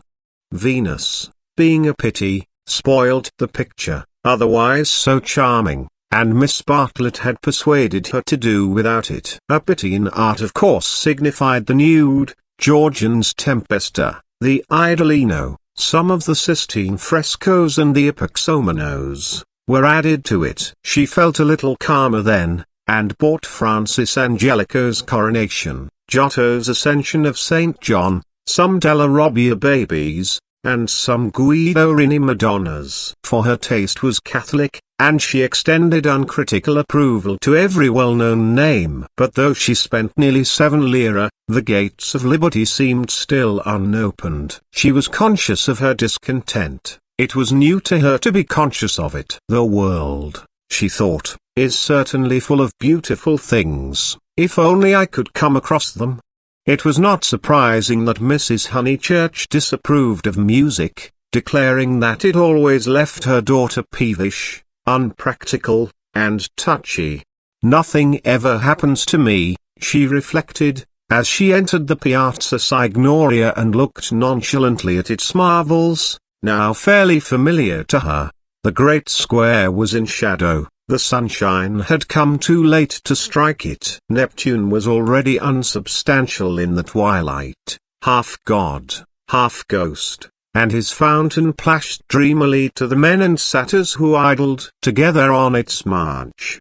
The loggia showed us the triple entrance of a cave, wherein many a deity, shadowy, but immortal, looking forth upon the arrivals and departures of mankind. It was the hour of unreality. The hour, that is, when unfamiliar things are real. An older person at such an hour and in such a place might think that sufficient was happening to him, and rest content. Lucy desired more. She fixed her eyes wistfully on the tower of the palace, which rose out of the lower darkness like a pillar of rough-and gold. It seemed no longer a tower, no longer supported by earth, but some unattainable treasure throbbing in the tranquil sky. Its brightness mesmerized her, still dancing before her eyes when she bent them to the ground and started towards home. Then something did happen. Two Italians by the loggia had been bickering about a debt. "Sing clearer," they had cried, "sing clearer." They sparred at each other, and one of them was hit lightly upon the chest. He frowned. He bent towards Lucy with a look of interest, as if he had an important message for her. He opened his lips to deliver it, and a stream of red came out between them and trickled down his unshaven chin. That was all. A crowd rose out of the dusk. It hid this extraordinary man from her, and bore him away to the fountain. Mr. George Emerson happened to be a few paces away, looking at her across the spot where the man had been. How very odd. Across something. Even as she caught sight of him he grew dim, the palace itself grew dim, swayed above her, fell onto her softly, slowly, noiselessly, and the sky fell with it. She thought, "Oh, what have I done? Oh, what have I done?" She murmured, and opened her eyes. George Emerson still looked at her, but not across anything. She had complained of dullness, and lo! One man was stabbed, and another held her in his arms. They were sitting on some steps in the Uffizi arcade. He must have carried her. He rose when she spoke, and began to dust his knees. She repeated, "Oh, what have I done?" "You fainted." I am very sorry. How are you now?" "Perfectly well, absolutely well." And she began to nod and smile. "Then let us come home. There's no point in our stopping." He held out his hand to pull her up. She pretended not to see it. The cries from the fountain, they had never ceased, rang emptily. The whole world seemed pale and void of its original meaning. "How very kind you have been. I might have hurt myself falling, but now I'm well. I can go alone. Thank you." His hand was still extended. "Oh, my photographs!" she exclaimed suddenly. "What photographs?" "I bought some photographs at Alinari's. I must have dropped them out there in the square." She looked at him cautiously. "Would you add to your kindness by fetching them?" He added to his kindness. As soon as he had turned his back, Lucy arose with the running of a maniac and stole down the arcade towards the Arno, Ms. Honeychurch. She stopped with her hand on her heart. "You sit still. You aren't fit to go home alone." "Yes, I am. Thank you so very much." "No, you aren't. You'd go openly if you were." "But I had rather." "Then I don't fetch your photographs." "I had rather be alone," he said imperiously. "The man is dead. The man is probably dead. Sit down till you are rested." She was bewildered, and obeyed him. "And don't move till I come back." In the distance she saw creatures with black hoods, such as appear in dreams. The palace tower had lost the reflection of the declining day, and joined itself to earth. How should she talk to Mr. Emerson when he returned from the shadowy square? Again the thought occurred to her, "Oh, what have I done?" The thought that she, as well as the dying man, had crossed some spiritual boundary. He returned, and she talked of the murder. Oddly enough, it was an easy topic. She spoke of the Italian character. She became almost garrulous over the incident that had made her faint 5 minutes before. Being strong physically, she soon overcame the horror of blood. She rose without his assistance, and though wings seemed to flutter inside her, she walked firmly enough towards the Arno. There a cabman signalled to them. They refused him, and the murderer tried to kiss him. "You say, how very odd Italians are!" and gave himself up to the police. Mr. Beebe was saying that Italians know everything, but I think they are rather childish. "When my cousin and I were at the Bitty yesterday." "What was that?" "He had thrown something into the stream." "What did you throw in?" "Things I didn't want. he said crossly. Mr. Emerson, well, where are the photographs? He was silent. I believe it was my photographs that you threw away. I didn't know what to do with them, he cried, and his voice was that of an anxious boy. Her heart warmed towards him for the first time. They were covered with blood. There. I'm glad I've told you, and all the time we were making conversation I was wondering what to do with them. He pointed downstream. They've gone. The river swirled under the bridge. I did mind them so, and one is so foolish, it seemed better that they should go out to the sea. I don't know, I may just mean that they frightened me. Then the boy verged into a man. For something tremendous has happened. I must face it without getting muddled. It isn't exactly that a man has died. Something warned Lucy that she must stop him. It has happened, he repeated, and I mean to find out what it is. Mr. Emerson, he turned towards her frowning, as if she had disturbed him in some abstract quest. I want to ask you something before we go in. They were close to their pension. She stopped and leant her elbows against the parapet of the embankment. He did likewise. There is at times a magic in identity of position. It is one of the things that have suggested to us eternal comradeship. She moved her elbows before saying, I have behaved ridiculously. He was following his own thoughts. I was never so much ashamed of myself in my life. I cannot think what came over me. I nearly fainted myself, he said, but she felt that her attitude repelled him. Well, I owe you 1,000 apologies. Oh, all right. And, this is the real point, you know how silly people are gossiping, ladies especially, I am afraid. You understand what I mean? I'm afraid I don't. I mean, would you not mention it to anyone, my foolish behavior? Your behavior? Oh, yes, all right, all right. Thank you so much. And would you? She could not carry her request any further. The river was rushing below them, almost black in the advancing night. He had thrown her photographs into it. And then he had told her the reason. It struck her that it was helpless to look for chivalry in such a man. He would do her no harm by idle gossip. He was trustworthy, intelligent, and even kind. He might even have a high opinion of her. But he lacked chivalry. His thoughts, like his behavior, would not be modified by awe. It was useless to say to him, and would you, and hope that he would complete the sentence for himself. Averting his eyes from her nakedness like the night in that beautiful picture. She had been in his arms, and he remembered it, just as he remembered the blood on the photographs that she had bought in Alinari's shop. It was not exactly that a man had died, something had happened to the living. They had come to a situation where character tells, and where childhood enters upon the branching paths of youth. Well, thank you so much, she repeated. How quickly these accidents do happen, and then one returns to the old life. I don't. Anxiety moved her to question him. His answer was puzzling. I shall probably want to live. But why, Mr. Emerson? What do you mean? I shall want to live, I say. Leaning her elbows on the parapet, she contemplated the river Arno, whose roar was suggesting some unexpected melody to her ears. Chapter 5. Possibilities of a pleasant outing. It was a family saying that you never knew which way Charlotte Bartlett would turn.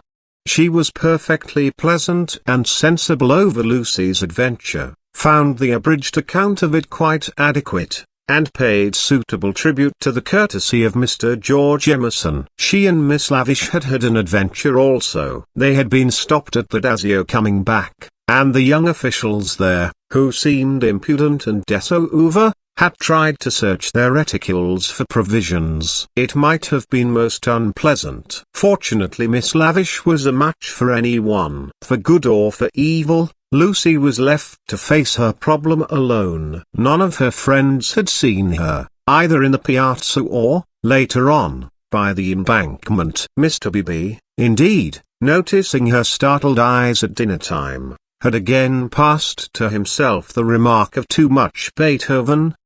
But he only supposed that she was ready for an adventure, Not that she had encountered it. This solitude oppressed her. She was accustomed to have her thoughts confirmed by others or, at all events, contradicted. It was too dreadful not to know whether she was thinking right or wrong. At breakfast next morning she took decisive action. There were two plans between which she had to choose. Mr. Beebe was walking up to the Tour del Gallo with the Emersons and some American ladies. Would Miss Bartlett and Miss Honeychurch join the party? Charlotte declined for herself. She had been there in the rain the previous afternoon. But she thought it an admirable idea for Lucy, who hated shopping, changing money, fetching letters, and other irksome duties, all of which Miss Bartlett must accomplish this morning and could easily accomplish alone. "No, Charlotte," cried the girl, with real warmth. "It's very kind of Mr. Beebe, but I am certainly coming with you. I had much rather." "Very well, dear," said Miss Bartlett, with a faint flush of pleasure that called forth a deep flush of shame on the cheeks of Lucy.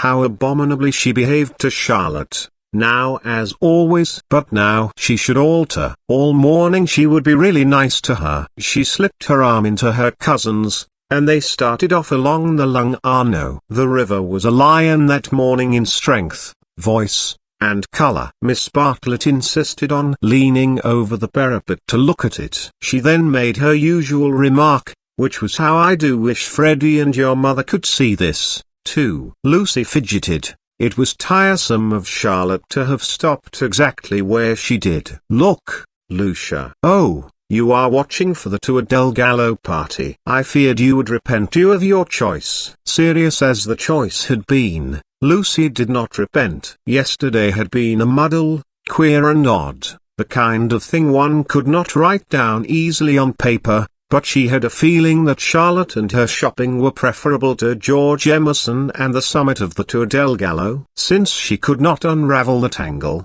she must take care not to re-enter it. She could protest sincerely against Miss Bartlett's insinuations. But though she had avoided the chief actor, the scenery unfortunately remained. Charlotte, with the complacency of fate, led her from the river to the Piazza Signoria. She could not have believed that stones, a loggia, a fountain, a palace tower, would have such significance. For a moment she understood the nature of ghosts. The exact site of the murder was occupied, not by a ghost, but by Miss Lavish, who had the morning newspaper in her hand. She hailed them briskly.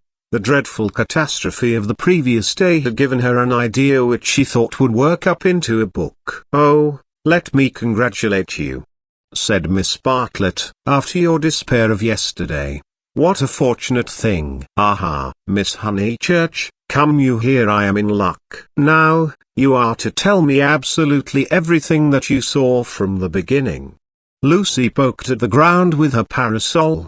"But perhaps you would rather not?" "I'm sorry, if you could manage without it." "I think I would rather not." The elder ladies exchanged glances, not of disapproval. It is suitable that a girl should feel deeply. "It is I who am sorry," said Miss Lavish. "We literary hacks are shameless creatures. I believe there's no secret of the human heart into which we wouldn't pry." She marched cheerfully to the fountain and back, and did a few calculations in realism.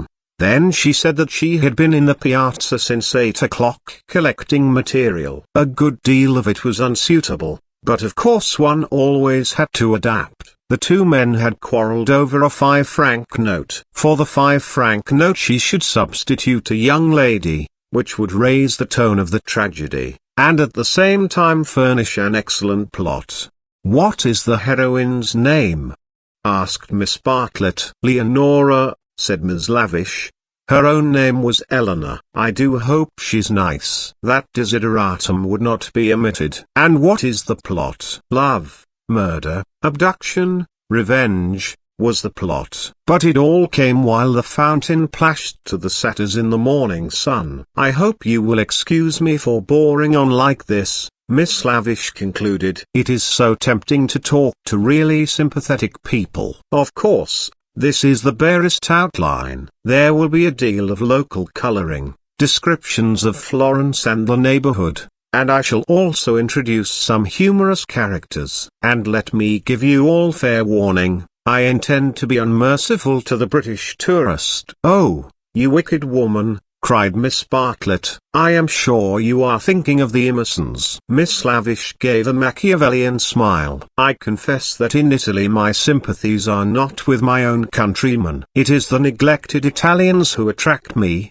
and whose lives I am going to paint so far as I can. For I repeat and I insist, and I have always held most strongly, that a tragedy such as yesterday's is not the less tragic because it happened in humble life." There was a fitting silence when Miss Lavish had concluded. Then the cousins wished success to her labours, and walked slowly away across the square. "She is my idea of a really clever woman," said Miss Bartlett. That last remark struck me as so particularly true. "It should be a most pathetic novel." Lucy assented. At present her great aim was not to get put into it. Her perceptions this morning were curiously keen, and she believed that Miss Lavish had her on trial for an ingenue. "She is emancipated, but only in the very best sense of the word," continued Miss Bartlett slowly. "None but the superficial would be shocked at her. We had a long talk yesterday. She believes in justice and truth and human interest. She told me also that she has a high opinion of the destiny of woman." Mr. Eager: "Why, how nice! What a pleasant surprise!" "Ah, not for me," said the chaplain blandly, "for I have been watching you and Miss Honeychurch for quite a little time." "We were chatting to Miss Lavish." His brow contracted. "So I saw." "Were you indeed?" "Andate via. Sono occupato." The last remark was made to a vendor of panoramic photographs who was approaching with a courteous smile. "I am about to venture a suggestion. Would you and Miss Honeychurch be disposed to join me in a drive some day this week? A drive in the hills. We might go up by Fiesole and back by Settignano. There is a point on that road where we could get down and have an hour's ramble on the hillside. The view thence of Florence is most beautiful, far better than the hackneyed view of Fiesole. It is the view that Alessio Baldovinetti is fond of introducing into his pictures. That man had a decided feeling for landscape, decidedly. But who looks at it today? Ah!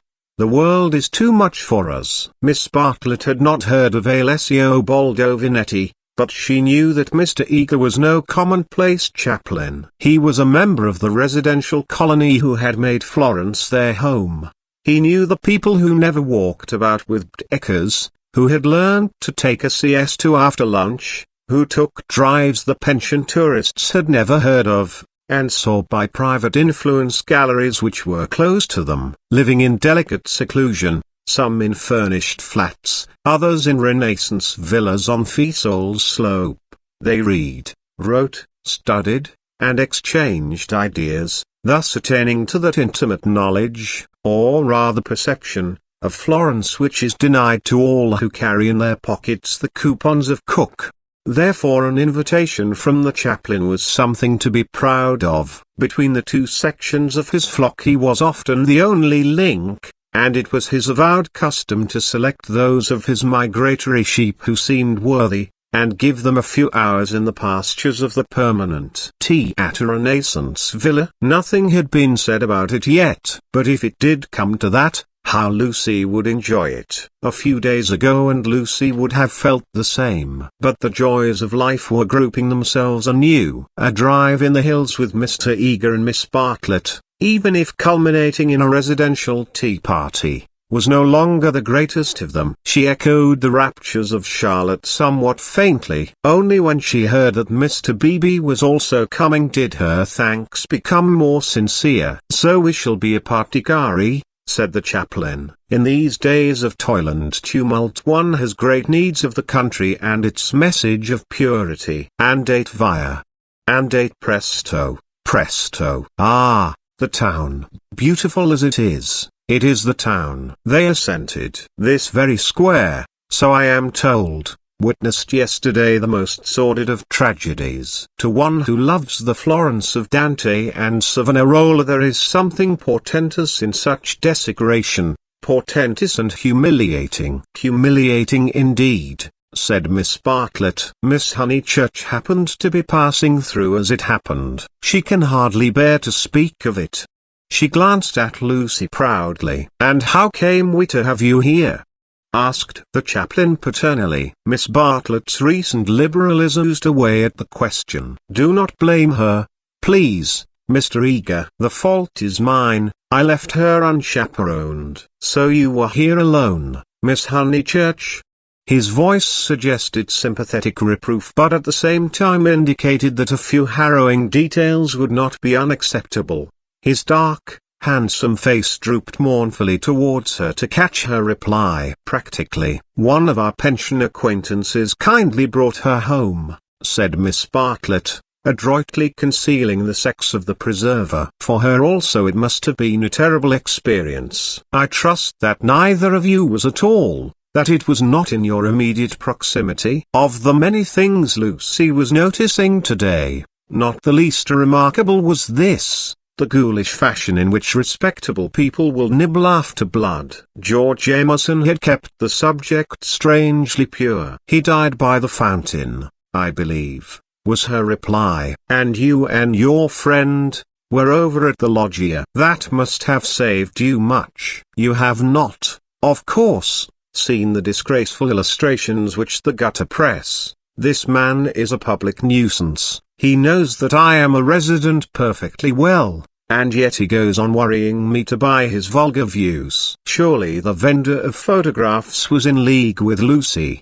in the eternal league of Italy with youth. He had suddenly extended his book before Miss Bartlett and Mr. Eager, binding their hands together by a long glossy ribbon of churches, pictures, and views. "This is too much," cried the chaplain, striking petulantly at one of Francis Angelico's angels. She tore. A shrill cry rose from the vendor. The book, it seemed, was more valuable than one would have supposed. "Willingly would I purchase," began Miss Bartlett. "Ignore him," said Mr. Eager sharply, and they all walked rapidly away from the square. But an Italian can never be ignored, least of all when he has a grievance. His mysterious persecution of Mr. Eager became relentless. The air rang with his threats and lamentations. He appealed to Lucy. Would not she intercede? He was poor, he sheltered a family, the tax on bread. He waited, he gibbered, he was recompensed, he was dissatisfied. He did not leave them until he had swept their minds clean of all thoughts, whether pleasant or unpleasant.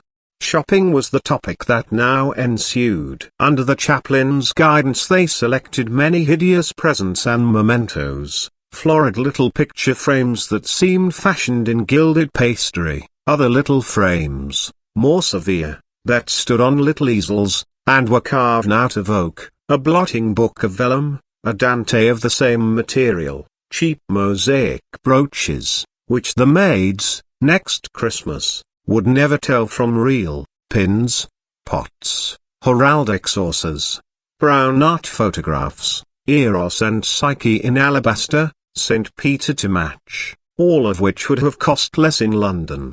This successful morning left no pleasant impressions on Lucy. She had been a little frightened, both by Miss Lavish and by Mr. Eager, she knew not why, and as they frightened her, she had, strangely enough, ceased to respect them. She doubted that Miss Lavish was a great artist. She doubted that Mr. Eager was as full of spirituality and culture as she had been led to suppose. They were tried by some new test, and they were found wanting. As for Charlotte, she was exactly the same. It might be possible to be nice to her, it was impossible to love her. The son of a labourer, I happen to know it for a fact. A mechanic of some sort himself when he was young. Then he took to writing for the socialistic press. I came across him at Brixton. They were talking about the Emersons. How wonderfully people rise in these days, sighed Miss Bartlett, fingering a model of the Leaning Tower of Pisa. Generally, replied Mr. Eager,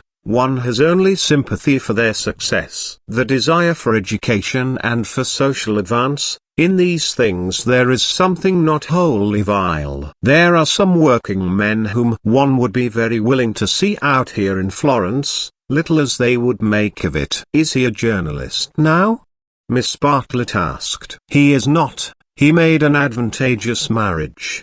He uttered this remark with a voice full of meaning, and ended with a sigh. Oh, so he has a wife. Dead, Miss Bartlett, dead. I wonder, yes, I wonder how he has the effrontery to look me in the face, to dare to claim acquaintance with me.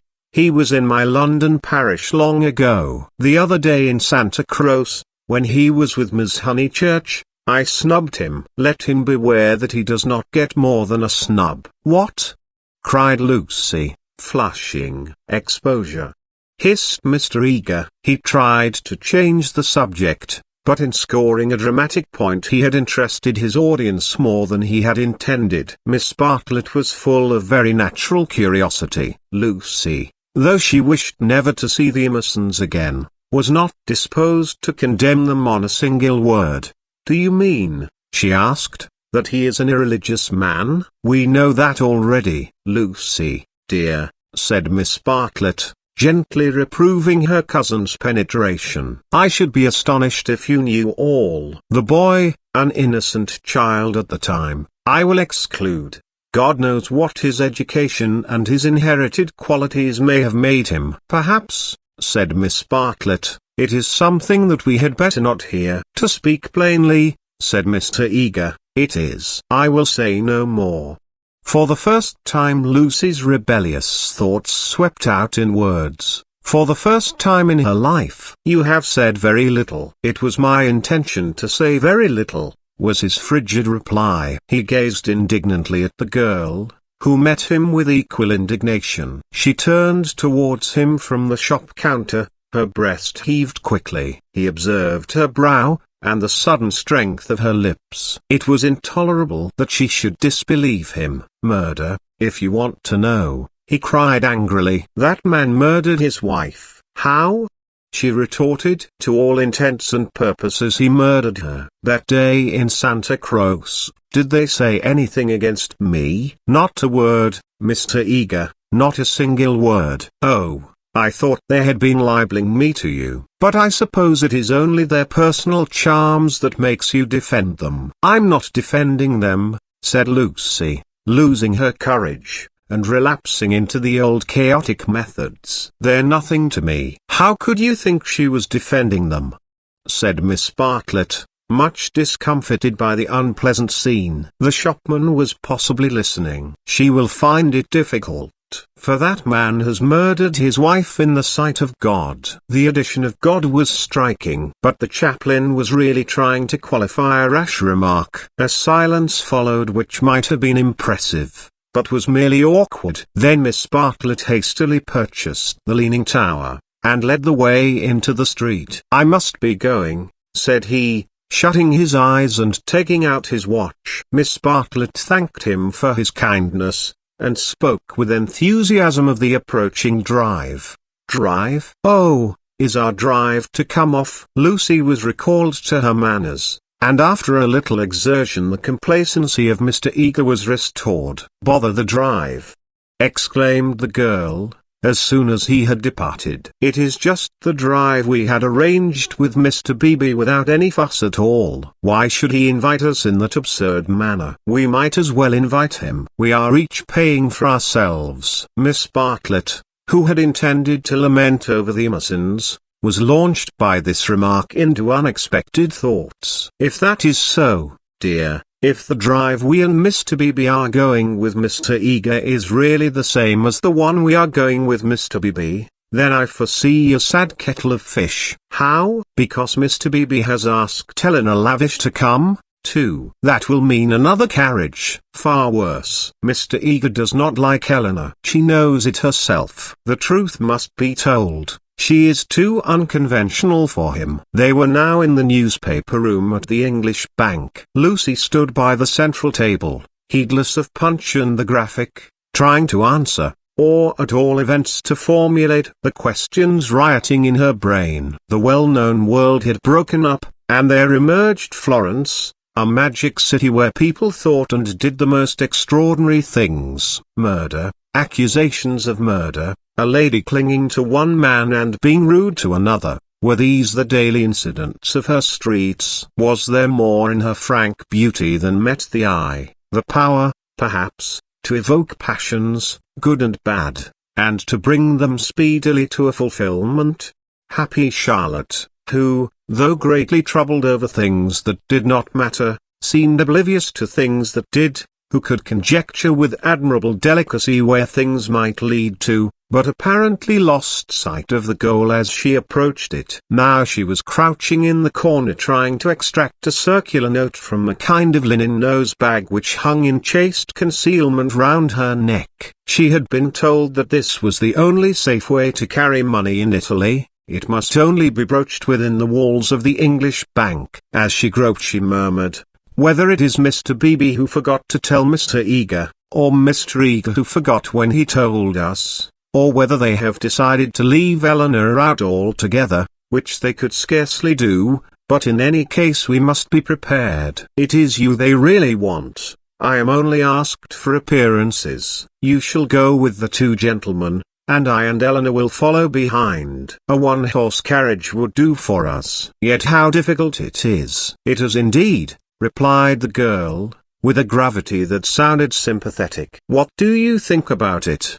asked Miss Bartlett, flushed from the struggle, and buttoning up her dress. "I don't know what I think, nor what I want." "Oh, dear, Lucy, I do hope Florence isn't boring you." "Speak the word, and, as you know, I would take you to the ends of the earth tomorrow." "Thank you, Charlotte," said Lucy, and pondered over the offer. There were letters for her at the bureau, one from her brother, full of athletics and biology, one from her mother, delightful as only her mother's letters could be. She had read in it of the crocuses which had been bought for yellow and were coming up, puce, of the new parlour-maid, who had watered the ferns with essence of lemonade, of the semi-detached cottages which were ruining Summer Street, and breaking the heart of Sir Harry Otway. She recalled the free, pleasant life of her home, where she was allowed to do everything, and where nothing ever happened to her. The road up through the pine woods, the clean drawing-room, the view over the Sussex Weald, all hung before her bright and distinct, but pathetic as the pictures in a gallery to which, after much experience, a traveller returns. "And the news?" asked Miss Bartlett. "Mrs. Vyse and her son have gone to Rome," said Lucy, giving the news that interested her least. "Do you know the Vyses?" "Oh, not that way back. We can never have too much of the dear Piazza Signoria. They're nice people, the Vyses." "So clever. My idea of what's really clever." "Don't you long to be in Rome?" "I die for it." "The Piazza Signoria is too stony to be brilliant. It has no grass, no flowers, no frescoes, no glittering walls of marble or comforting patches of ruddy brick. By an odd chance, unless we believe in a presiding genius of places, the statues that relieve its severity suggest, not the innocence of childhood, nor the glorious bewilderment of youth, but the conscious achievements of maturity. Perseus and Judith, Hercules and Usnelda, they have done or suffered something, and though they are immortal, immortality has come to them after experience, not before. Here, not only in the solitude of nature, might a hero meet a goddess, or a heroine a god. "Charlotte," cried the girl suddenly, "here's an idea. What if we popped off to Rome tomorrow, straight to the Vyses' hotel? For I do know what I want. I'm sick of Florence." "No, you said you'd go to the ends of the earth." Do.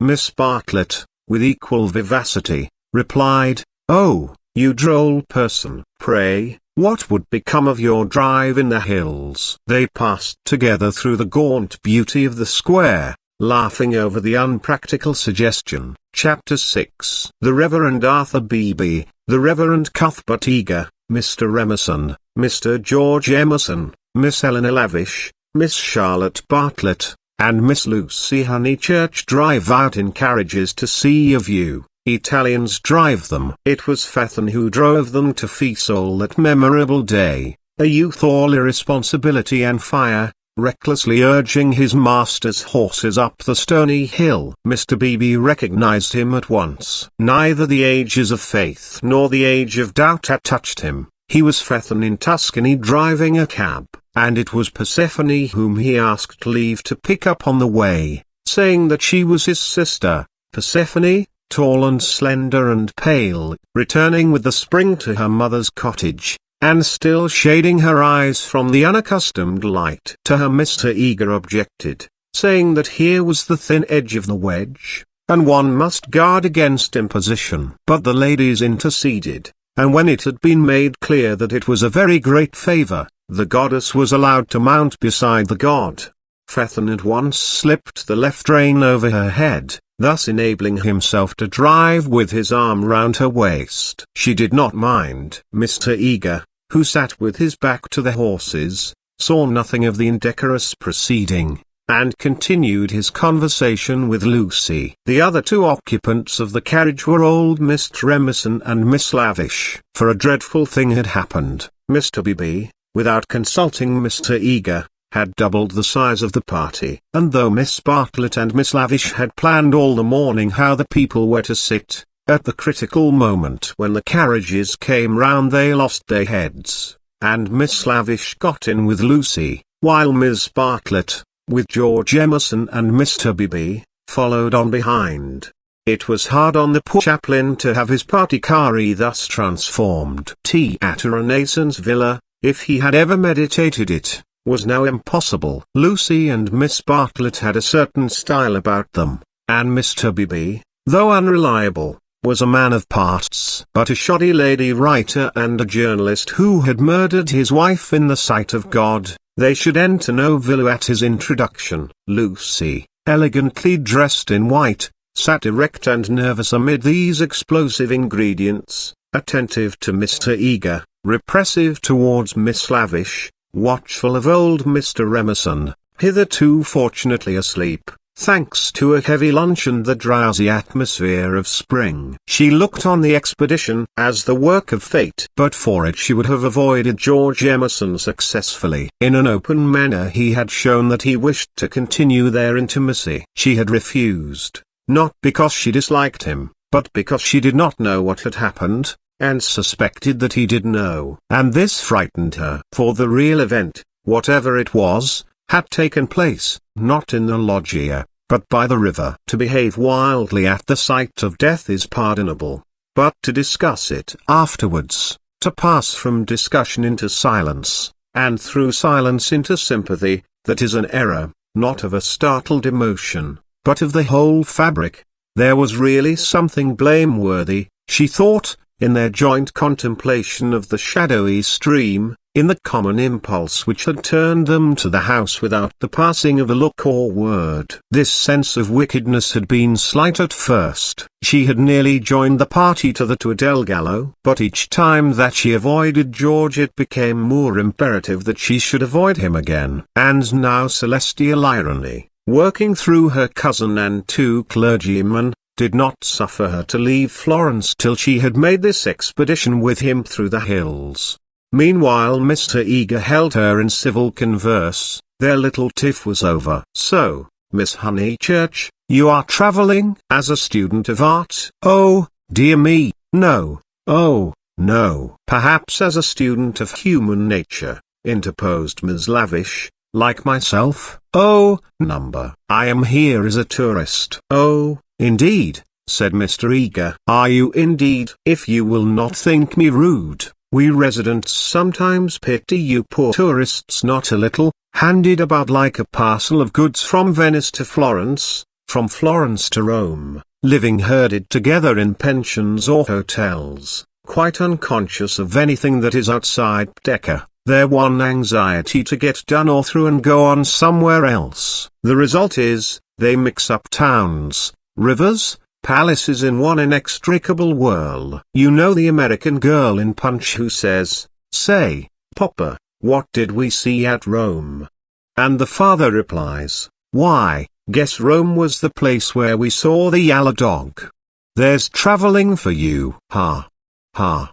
Ha! I quite agree, said Miss Lavish, who had several times tried to interrupt his mordant wit. The narrowness and superficiality of the Anglo-Saxon tourist is nothing less than a menace. Quite so. Now, the English colony at Florence, Miss Honeychurch, and it is of considerable size, though, of course, not all equally. A few are here for trade, for example, but the greater part are students. Lady Helen Laverstock is at present busy over Francis Angelico. I mention her name because we are passing her villa on the left. No, you can only see it if you stand. No, do not stand, you will fall. She is very proud of that thick hedge. Inside, perfect seclusion. One might have gone back 600 years. Some critics believe that her garden was the scene of the Decameron, which lends it an additional interest. Does it not? It does indeed, cried Miss Lavish. Tell me, where do they place the scene of that wonderful seventh day? But Mr. Eager proceeded to tell Miss Honeychurch that on the right lived Mr. Someone Something, an American of the best type, so rare! And that the somebody else's were farther down the hill. Doubtless you know her monographs in the series of medieval byways. He is working at Gemistus Pletho. Sometimes as I take tea in their beautiful grounds I hear, over the wall, the electric tram squealing up the new road with its loads of hot, dusty, unintelligent tourists who are going to do Fiesole in an hour in order that they may say they've been there. And I think how little they think what lies so near them. During this speech the two figures on the box were sporting with each other disgracefully. Lucy had a spasm of envy. Granted that they wished to misbehave, it was pleasant for them to be able to do so. They were probably the only people enjoying the expedition. The carriage swept with agonizing jolts up through the piazza of Fiesole and into the Settignano road. Piano, said Mr. Eager, elegantly waving his hand over his head. Va bene, signore, va bene, crooned the driver, and whipped his horses up again. Now Mr. Eager and Miss Lavish began to talk against each other on the subject of Alessio Baldovinetti. Was he a cause of the Renaissance, or was he one of its manifestations? The other carriage was left behind. As the pace increased to a gallop the large, slumbering form of Mr. Emerson was thrown against the chaplain with the regularity of a machine. Piano, said he, with a marked look at Lucy. An extra lurch made him turn angrily in his seat. Phaethon, who for some time had been endeavouring to kiss Persephone, had just succeeded. A little scene ensued, which, as Miss Bartlett said afterwards, was most unpleasant. The horses were stopped, the lovers were ordered to disentangle themselves, the boy was to lose his pourboire, the girl was immediately to get down. She is my sister, said he, turning round on them with piteous eyes. Mr. Eager took the trouble to tell him that he was a liar. Phaethon hung down his head, not at the matter of the accusation, but at its manner. At this point Mr. Emerson, whom the shock of stopping had awoke, declared that the lovers must on no account be separated, and patted them on the back to signify his approval. And Miss Lavish, though unwilling to ally him, felt bound to support the cause of Bohemianism. Most certainly I would let them be, she cried. But I dare say I shall receive scant support. I have always flown in the face of the conventions all my life. This is what I call an adventure. We must not submit, said Mr. Eager. I knew he was trying it on. He is treating us as if we were a party of Cook's tourists. Surely no, said Miss Lavish, her ardour visibly decreasing. The other carriage had drawn up behind, and sensible Mr. Beebe called out that after this warning the couple would be sure to behave themselves properly. Leave them alone, Mr. Emerson begged the chaplain, of whom he stood in no awe. Do we find happiness so often that we should turn it off the box when it happens to sit there? To be driven by lovers, a king might envy us, and if we part them it's more like sacrilege than anything I know." Here the voice of Miss Bartlett was heard saying that a crowd had begun to collect. Mr. Eager, who suffered from an overfluent tongue rather than a resolute will, was determined to make himself heard. He addressed the driver again. "Italian in the mouth of Italians is a deep-voiced stream, with unexpected cataracts and boulders to preserve it from monotony." In Mr. Eager's mouth it resembled nothing so much as an acid-whistling fountain which played ever higher and higher, and quicker, and more shrilly, till abruptly it was turned off with a click. "Signorina," said the man to Lucy, when the display had ceased. Why should he appeal to Lucy? "Signorina," echoed Persephone in her glorious contralto. She pointed at the other carriage. "Why?" For a moment the two girls looked at each other. Then Persephone got down from the box. "Victory at last," said Mr. Eager, smiting his hands together as the carriages started again. "It is not victory," said Mr. Emerson. "It is defeat. You have parted two people who were happy." Mr. Eager shut his eyes. He was obliged to sit next to Mr. Emerson, but he would not speak to him. The old man was refreshed by sleep, and took up the matter warmly.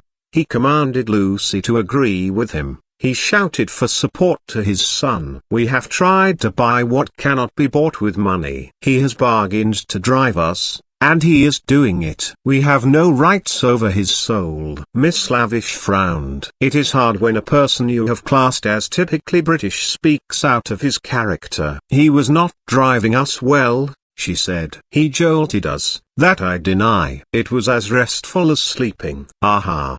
He is jolting us now." "Can you wonder? He would like to throw us out. And most certainly he is justified. And if I were superstitious I'd be frightened of the girl, too. It doesn't do to injure young people." "Have you ever heard of Lorenzo de' Medici?" Miss Lavish bristled. "Most certainly I have." "Do you refer to Lorenzo il Magnifico, or to Lorenzo, Duke of Urbino, or to Lorenzo surnamed Lorenzino on account of his diminutive stature?" "The Lord knows." "Possibly he does know, for I refer to Lorenzo the poet. He wrote a line, so I heard yesterday, which runs like this: 'Don't go fighting against the spring.'" Mr. Eager could not resist the opportunity for erudition. "Non fate gru al maggio," he murmured. "War not with the May would render a correct meaning. The point is, we have warred with it. Look."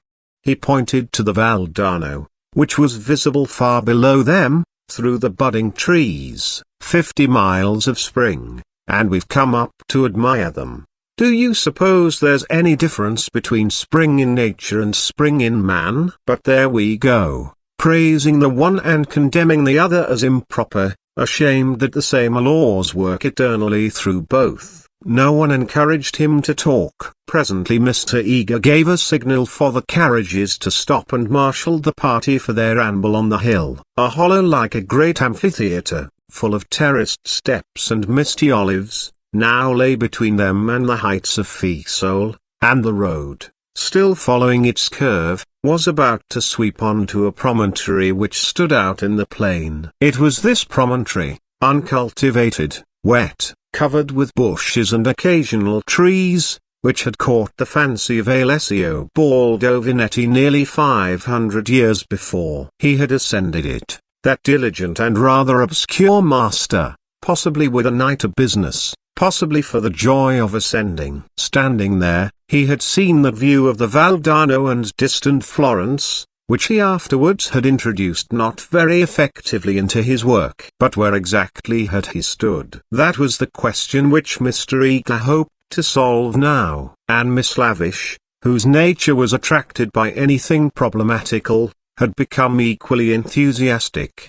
But it is not easy to carry the pictures of Alessio Baldovinetti in your head, even if you have remembered to look at them before starting. And the haze in the valley increased the difficulty of the quest. The party sprang about from tuft to tuft of grass, their anxiety to keep together being only equalled by their desire to go different directions. Finally they split into groups. Lucy clung to Miss Bartlett and Miss Lavish. the Emersons returned to hold laborious converse with the drivers, while the two clergymen, who were expected to have topics in common, were left to each other.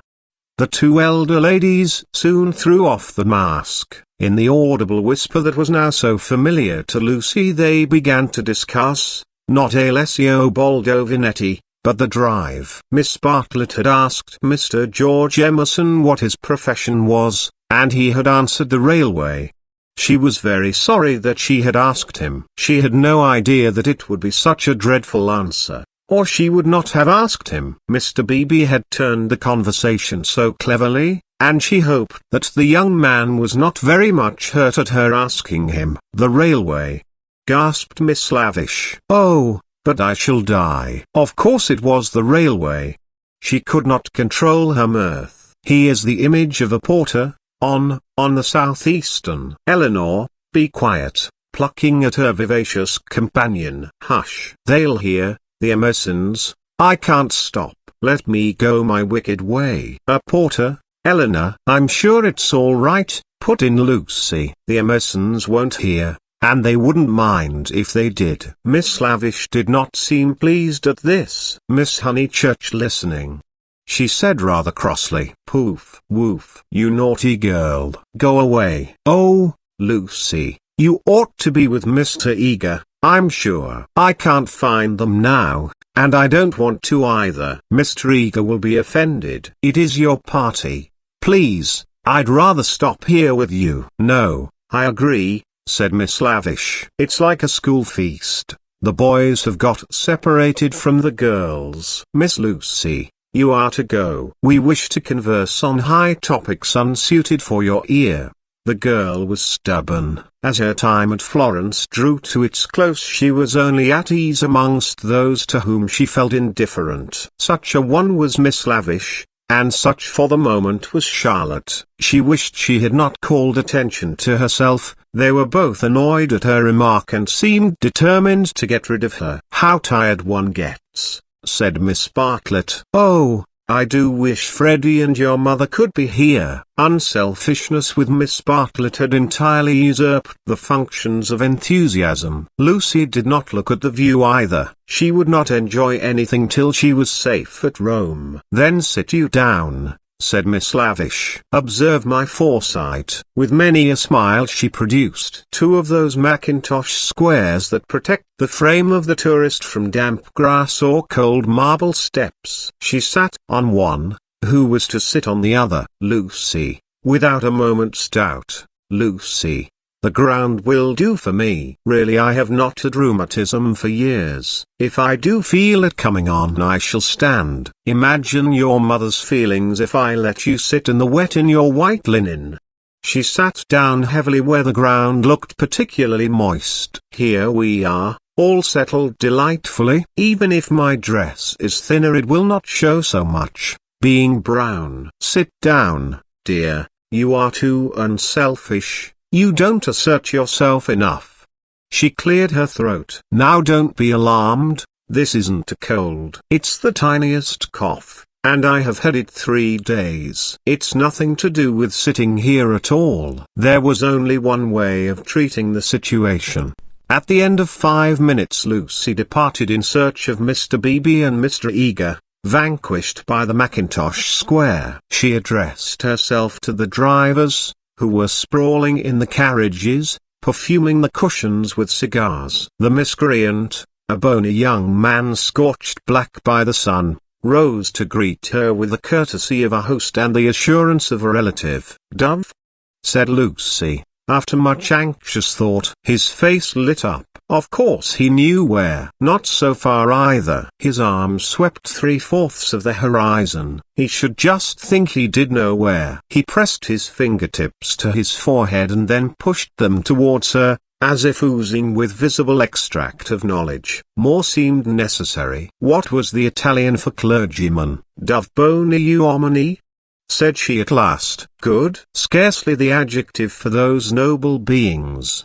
He showed her his cigar. "You know, Piccolo," was her next remark, implying, "Has the cigar been given to you by Mr. Beebe?" the smaller of the two good men. She was correct as usual. He tied the horse to a tree, kicked it to make it stay quiet, dusted the carriage, arranged his hair, remolded his hat, encouraged his moustache, and in rather less than a quarter of a minute was ready to conduct her. Italians are born knowing the way. It would seem that the whole earth lay before them, not as a map, but as a chessboard, whereon they continually behold the changing pieces as well as the squares. Anyone can find places, but the finding of people is a gift from God. He only stopped once, to pick her some great blue violets. She thanked him with real pleasure. In the company of this common man the world was beautiful and direct. For the first time she felt the influence of spring. His arm swept the horizon gracefully. Violets, like other things, existed in great profusion there. Would she like to see them? Ma boni uomini. He bowed. Certainly. Good men first, violets afterwards. They proceeded briskly through the undergrowth, which became thicker and thicker. They were nearing the edge of the promontory, and the view was stealing round them, but the brown network of the bushes shattered it into countless pieces. He was occupied in his cigar, and in holding back the pliant boughs. She was rejoicing in her escape from dullness. Not a step, not a twig, was unimportant to her. What is that? There was a voice in the wood, in the distance behind them. The voice of Mr. Eager? He shrugged his shoulders. An Italian's ignorance is sometimes more remarkable than his knowledge. She could not make him understand that perhaps they had missed the clergyman. The view was forming at last. She could discern the river, the golden plain, other hills. Eccolo! He exclaimed. At the same moment the ground gave way, and with a cry she fell out of the wood. Light and beauty enveloped her. She had fallen on to a little open terrace, which was covered with violets from end to end. Courage! Cried her companion, now standing some 6 feet above. Courage and love. She did not answer. From her feet the ground sloped sharply into view, and violets ran down in rivulets and streams and cataracts, irrigating the hillside with blue, eddying round the tree stems, collecting into pools in the hollows, covering the grass with spots of azure foam. But never again were they in such profusion. This terrace was the wellhead, the primal source whence beauty gushed out to water the earth. Standing at its brink, like a swimmer who prepares, was the good man. But he was not the good man that she had expected, and he was alone. George had turned at the sound of her arrival. For a moment he contemplated her, as one who had fallen out of heaven. He saw radiant joy in her face. He saw the flowers beat against her dress in blue waves. The bushes above them closed. He stepped quickly forward and kissed her. Before she could speak, almost before she could feel, a voice called, "Lucy, Lucy, Lucy." The silence of life had been broken by Miss Bartlett, who stood brown against the view. Chapter 7. They return. Some complicated game had been playing up and down the hillside all the afternoon. What it was and exactly how the players had sided, Lucy was slow to discover. Mr. Eager had met them with a questioning eye. Charlotte had repulsed him with much small talk. Mr. Emerson, seeking his son, was told whereabouts to find him. Mr. Beebe, who wore the heated aspect of a neutral, was bidden to collect the factions for the return home. There was a general sense of groping and bewilderment. Pan had been amongst them, not the great god Pan, who has been buried these 2,000 years, but the little god Pan, who presides over social contretemps and unsuccessful picnics. Mr. Beebe had lost everyone, and had consumed in solitude the tea basket which he had brought up as a pleasant surprise. Miss Lavish had lost Miss Bartlett. Lucy had lost Mr. Eager. Mr. Emerson had lost George. Miss Bartlett had lost a Mackintosh square. Fethan had lost the game. That last fact was undeniable. He climbed onto the box shivering, with his collar up, prophesying the swift approach of bad weather. "Let us go immediately," he told them. "The Signorina will walk all the way. He will be ours." said Mr. Bibby. Apparently, I told him it was unwise. He would look no one in the face. Perhaps defeat was particularly mortifying for him. He alone had played skillfully, using the whole of his instinct, while the others had used scraps of their intelligence. He alone had divined what things were, and what he wished them to be. He alone had interpreted the message that Lucy had received 5 days before from the lips of a dying man. Persephone, who spends half her life in the grave, she could interpret it also. Not so these English. They gain knowledge slowly, and perhaps too late. The thoughts of a cab driver, however just, seldom affect the lives of his employers. He was the most competent of Miss Bartlett's opponents, but infinitely the least dangerous. Once back in the town, he and his insight and his knowledge would trouble English ladies no more. Of course, it was most unpleasant. She had seen his black head in the bushes. He might make a tavern story out of it. But after all, what have we to do with taverns? Real menace belongs to the drawing room. It was of drawing room people that Miss Bartlett thought as she journeyed downwards towards the fading sun. Lucy sat beside her, Mr. Eager sat opposite, trying to catch her eye. He was vaguely suspicious. They spoke of Alessio Baldovinetti. Rain and darkness came on together. The two ladies huddled together under an inadequate parasol. There was a lightning flash, and Miss Lavish, who was nervous, screamed from the carriage in front. At the next flash, Lucy screamed also. Mr. Eager addressed her professionally. Courage, Miss Honeychurch, courage and faith, if I might say so. There is something almost blasphemous in this horror of the elements. Are we seriously to suppose that all these clouds, all this immense electrical display, is simply called into existence to extinguish you or me? No, of course. Even from the scientific standpoint, the chances against our being struck are enormous. The steel knives, the only articles which might attract the current, are in the other carriage. And, in any case, we are infinitely safer than if we were walking. Courage, courage and faith. Under the rug, Lucy felt the kindly pressure of her cousin's hand. At times our need for a sympathetic gesture is so great that we care not what exactly it signifies or how much we may have to pay for it afterwards. Miss Bartlett, by this timely exercise of her muscles, gained more than she would have got in hours of preaching or cross-examination. She renewed it when the two carriages stopped, half into Florence. Mr. Eager, called Mr. Bibby, we want your assistance. Will you interpret for us? George, cried Mr. Emerson, ask your driver which way George went. The boy may lose his way. He may be killed. Go, Mr. Eager, said Miss Bartlett. Don't ask our driver. Our driver is no help.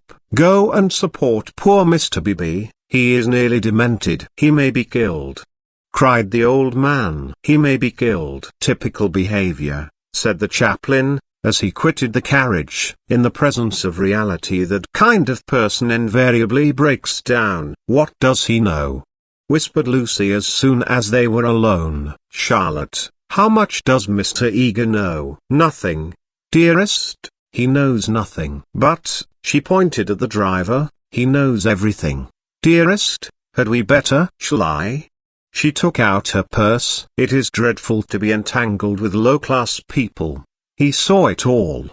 Tapping Fethan's back with her guidebook, she said, Silenzio, and offered him a franc. Va bene, he replied, and accepted it, as well descending to his day as any. But Lucy, a mortal maid, was disappointed in him. There was an explosion up the road. The storm had struck the overhead wire of the tramline, and one of the great supports had fallen. If they had not stopped, perhaps they might have been hurt. They chose to regard it as a miraculous preservation, and the floods of love and sincerity, which fructify every hour of life, burst forth in tumult. They descended from the carriages, They embraced each other. It was as joyful to be forgiven past unworthinesses as to forgive them. For a moment they realized vast possibilities of good. The older people recovered quickly. In the very height of their emotion they knew it to be unmanly or unladylike. Miss Lavish calculated that, even if they had continued, they would not have been caught in the accident. Mr. Eager mumbled a temperate prayer. But the drivers, through miles of dark squalid road, poured out their souls to the dryads and the saints, and Lucy poured out hers to her cousin. "Charlotte, dear Charlotte, kiss me again. Only you can understand me. You warned me to be careful. And I thought I was developing. Do not cry, dearest. Take your time. I have been obstinate and silly, worse than you know, far worse. Once by the river, oh, but he isn't killed. He wouldn't be killed, would he?"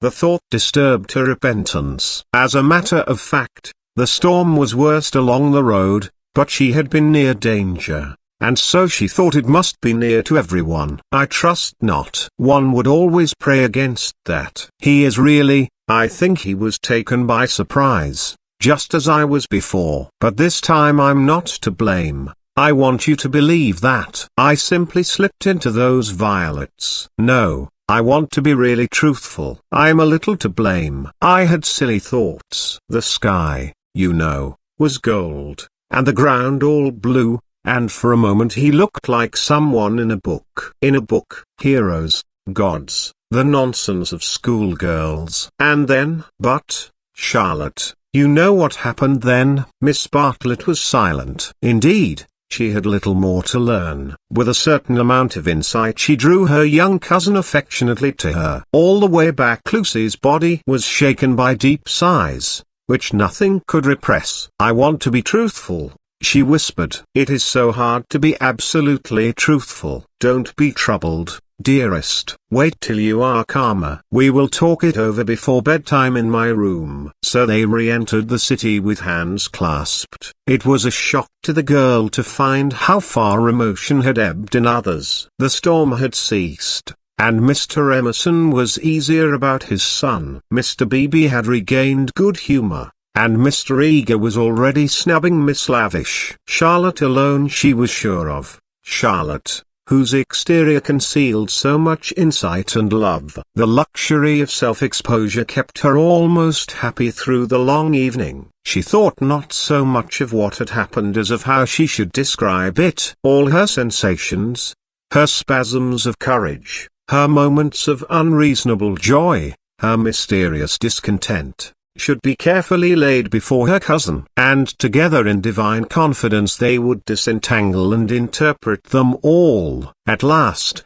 thought she, I shall understand myself. I shan't again be troubled by things that come out of nothing, and mean I don't know what. Miss Allen asked her to play. She refused vehemently. Music seemed to her the employment of a child. She sat close to her cousin, who, with commendable patience, was listening to a long story about lost luggage. When it was over she capped it by a story of her own. Lucy became rather hysterical with the delay. In vain she tried to check, or at all events to accelerate, the tale. It was not till a late hour that Miss Bartlett had recovered her luggage and could say in her usual tone of gentle reproach, "Well, dear, I at all events am ready for Bedfordshire. Come into my room, and I will give a good brush to your hair." With some solemnity the door was shut, and a cane chair placed for the girl. Then Miss Bartlett said, "So what is to be done?" She was unprepared for the question. It had not occurred to her that she would have to do anything. A detailed exhibition of her emotions was all that she had counted upon. "What is to be done? A point,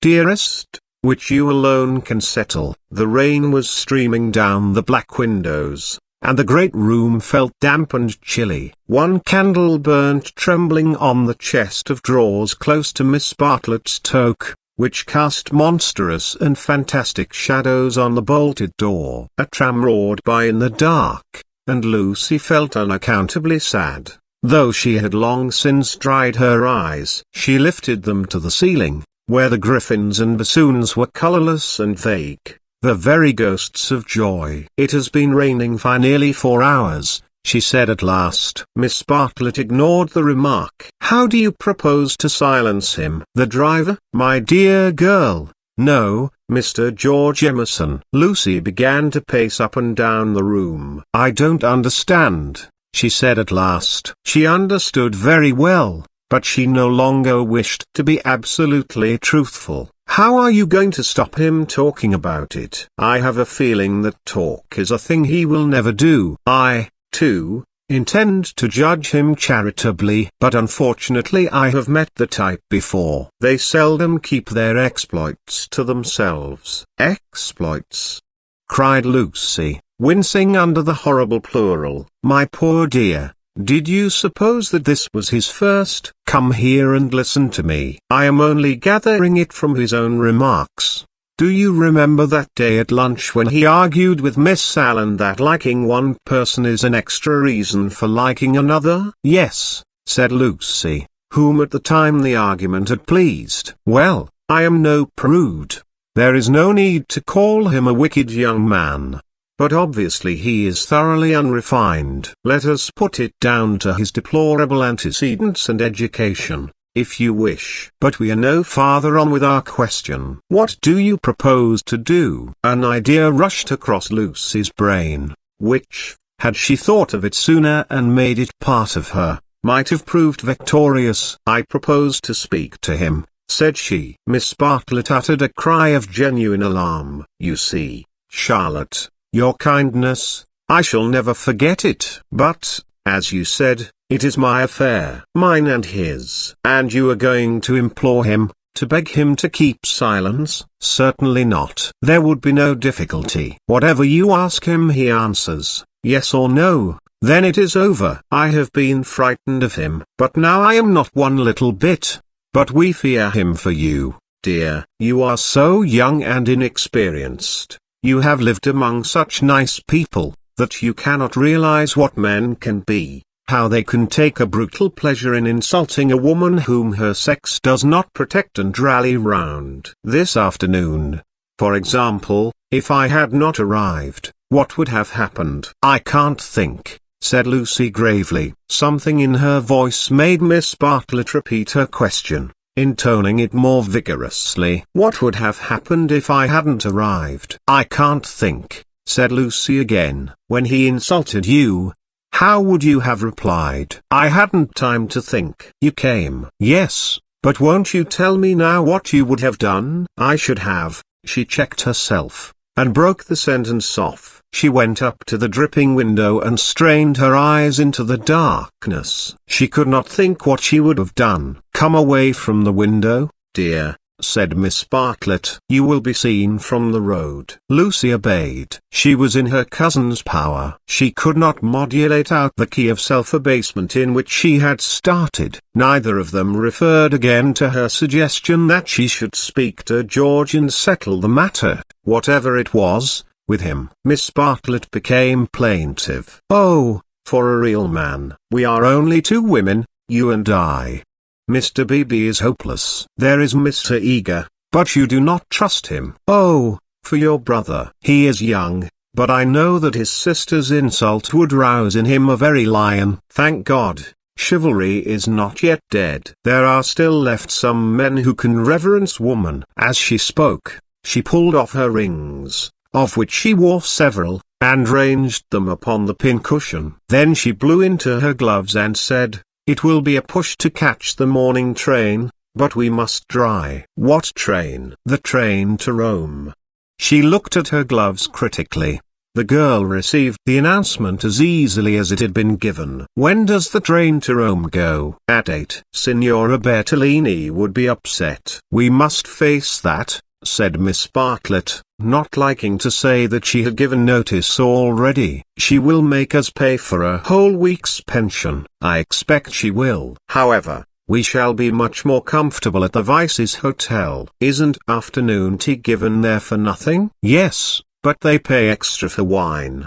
After this remark she remained motionless and silent. To her tired eyes Charlotte throbbed and swelled like a ghostly figure in a dream. They began to sort their clothes for packing, for there was no time to lose, if they were to catch the train to Rome. Lucy, when admonished, began to move to and fro between the rooms, more conscious of the discomforts of packing by candlelight than of a subtle ill. Charlotte, who was practical without ability, knelt by the side of an empty trunk, vainly endeavoring to pave it with books of varying thickness and size. She gave 2 or 3 sighs, for the stooping posture hurt her back, and, for all her diplomacy, she felt that she was growing old. The girl heard her as she entered the room, and was seized with one of those emotional impulses to which she could never attribute a cause. She only felt that the candle would burn better, the packing go easier,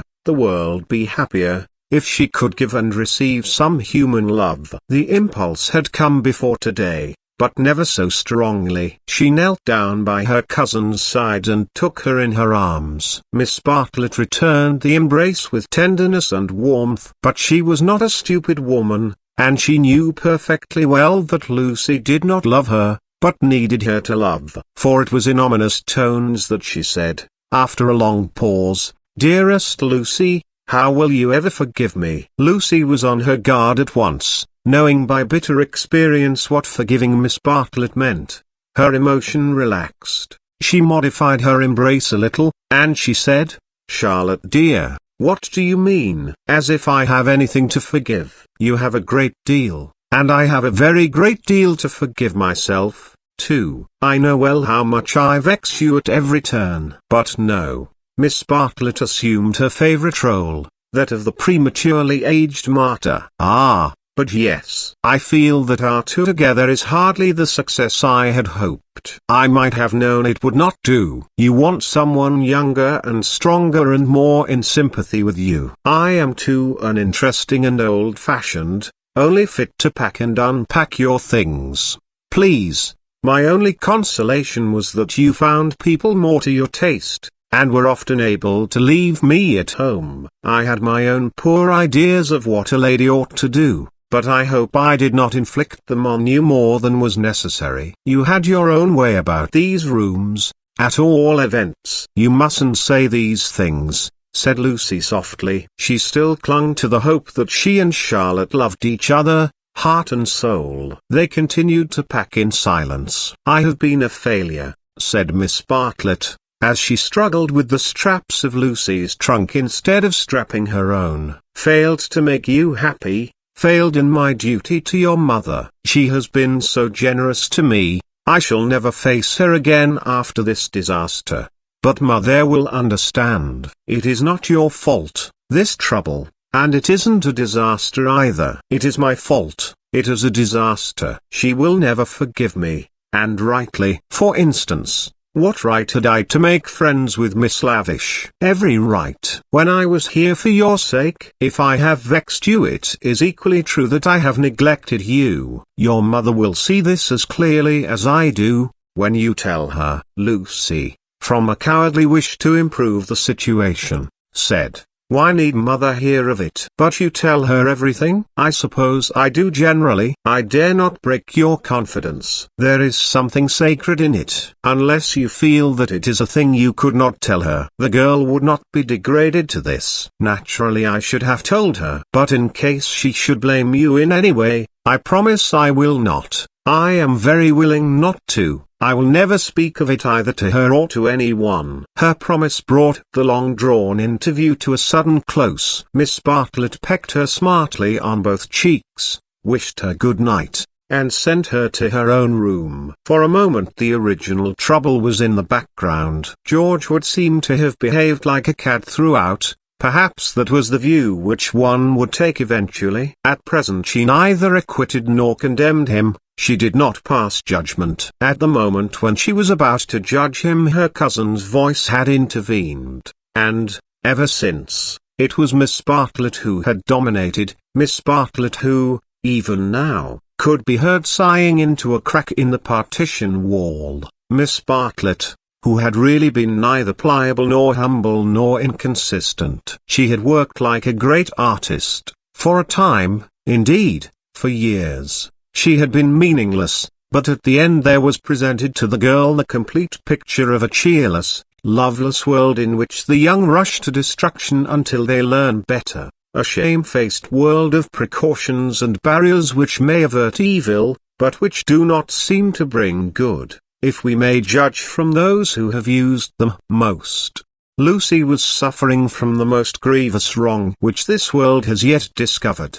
Diplomatic advantage had been taken of her sincerity, of her craving for sympathy and love. Such a wrong is not easily forgotten. Never again did she expose herself without due consideration and precaution against rebuff, and such a wrong may react disastrously upon the soul. The doorbell rang, and she started to the shutters. Before she reached them she hesitated, turned, and blew out the candle. Thus it was that, though she saw someone standing in the wet below, he, though he looked up, did not see her. To reach his room he had to go by hers. She was still dressed. It struck her that she might slip into the passage and just say that she would be gone before he was up, and that their extraordinary intercourse was over.